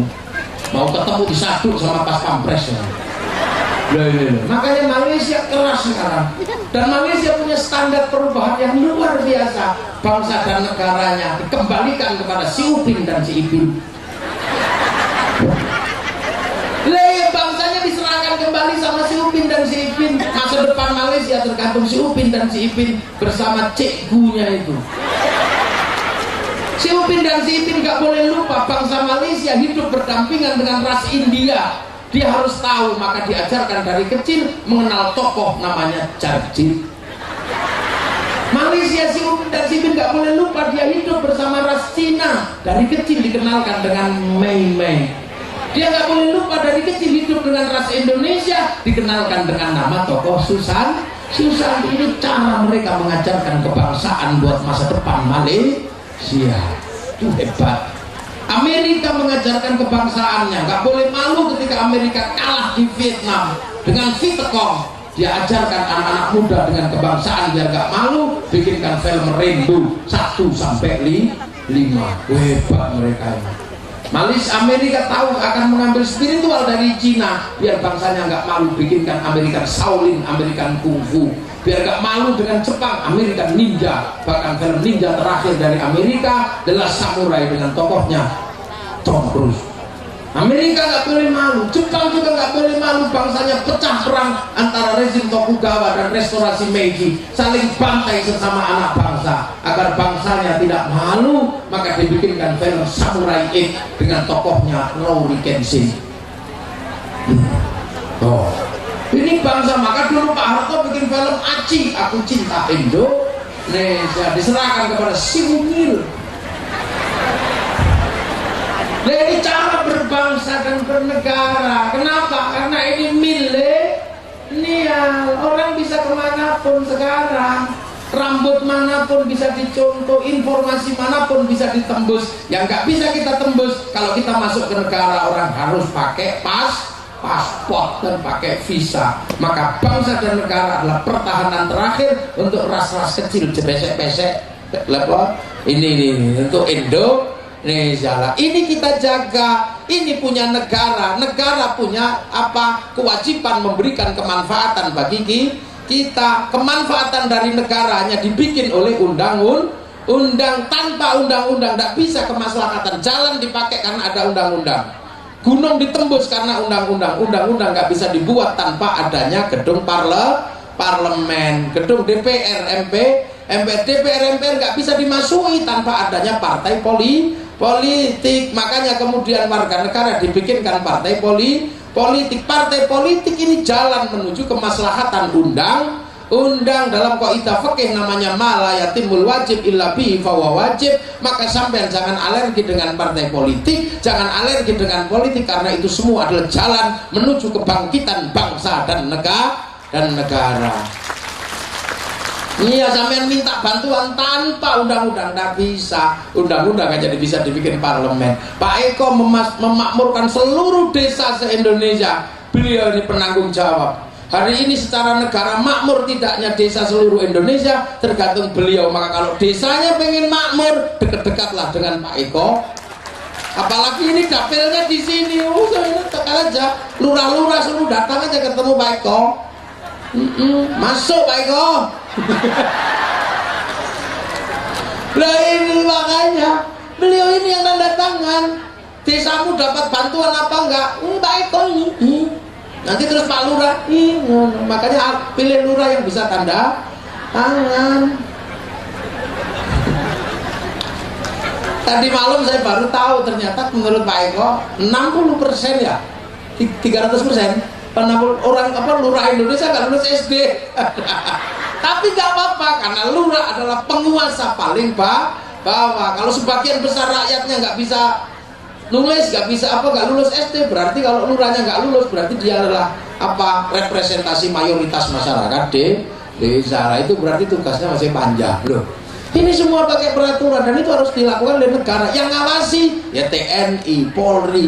Maka jangan sampai karena pemilu kita ribut. Jangan olok-olok presiden, jangan sekali-sekali olok-olok presiden. Saya kalau lihat olok-olok presiden dan di depan saya tak terbiling sama saya. Karena saya nggak mau punya presiden jelek. Siapapun yang jadi presiden harus putra terbaik bangsa Indonesia. Enggak dulu jelek. Olok-olok saya nggak apa-apa. Saya bukan pemilik negeri, tapi jangan olok-olok presiden.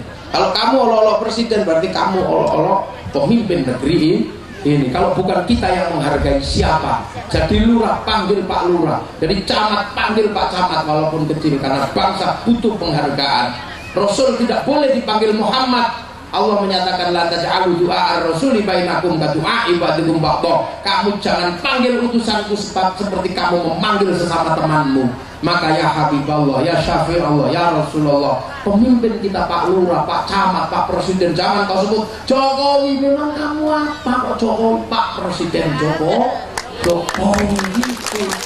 Itu baru bangsa yang waras, yang mampu menghargai bangsanya. Nggak usah ribut. Ini nilai tukar uang turun, uang Indonesia nggak akan stabil. Kenapa? Karena Inggris curang dalam urusan teritori Asia Tenggara.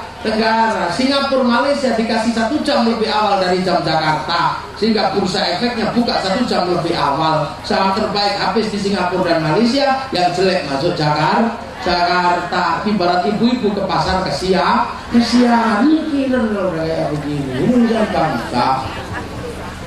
Dulu Cina menguasai pasar buah naga dunia. Begitu buah naga dikebunkan di Indonesia, buah naga Malaysia Cina nggak laku. Sampean juga harus tahu karet termasuk sawit itu komoditas internasional.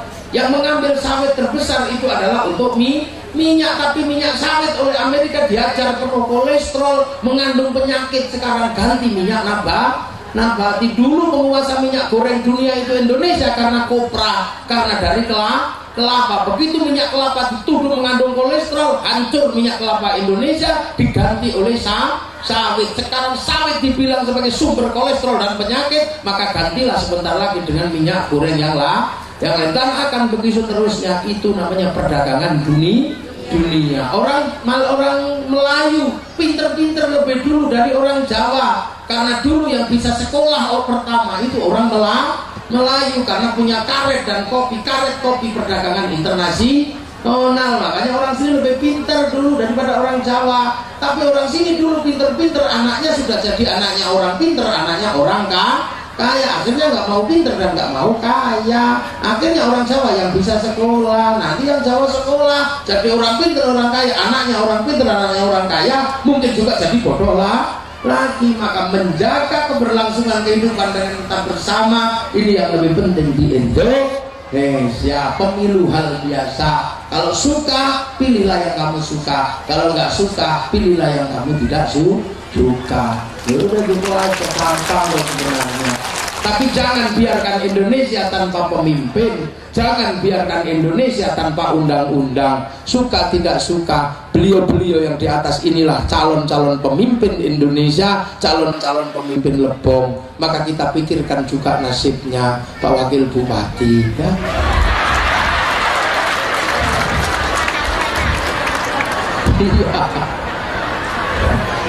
Itu kalau yang masih gadis, yes. Atau baiknya kita bikinkan acara tarian Lebong gitu, yang boleh menari, yang khusus saja, terus nanti dilihat. Nah, sepatunya siapa yang ketinggalan di situ.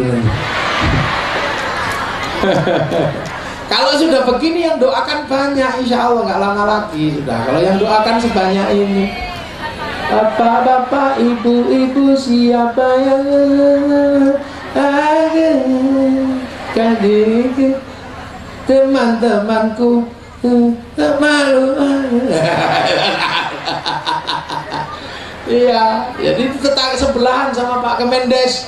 Yang satu Pak Fernandes, yang satu Kemendes, Kementerian Desa ya Pak Eko. Yang satu Pak Fernandes nama aslinya. Dan saya orang Lebong namanya Fernandes. Itu kan biasanya orang Amerika Latin. Jadi jangan-jangan jodohnya ada di Amerika Latin. Indah itu Pak Fernandes. Ya, tapi saya juga tanggung jawab. Kalau mau saya yang nanggung. Kalau saya ikut-ikutan, tak carikan.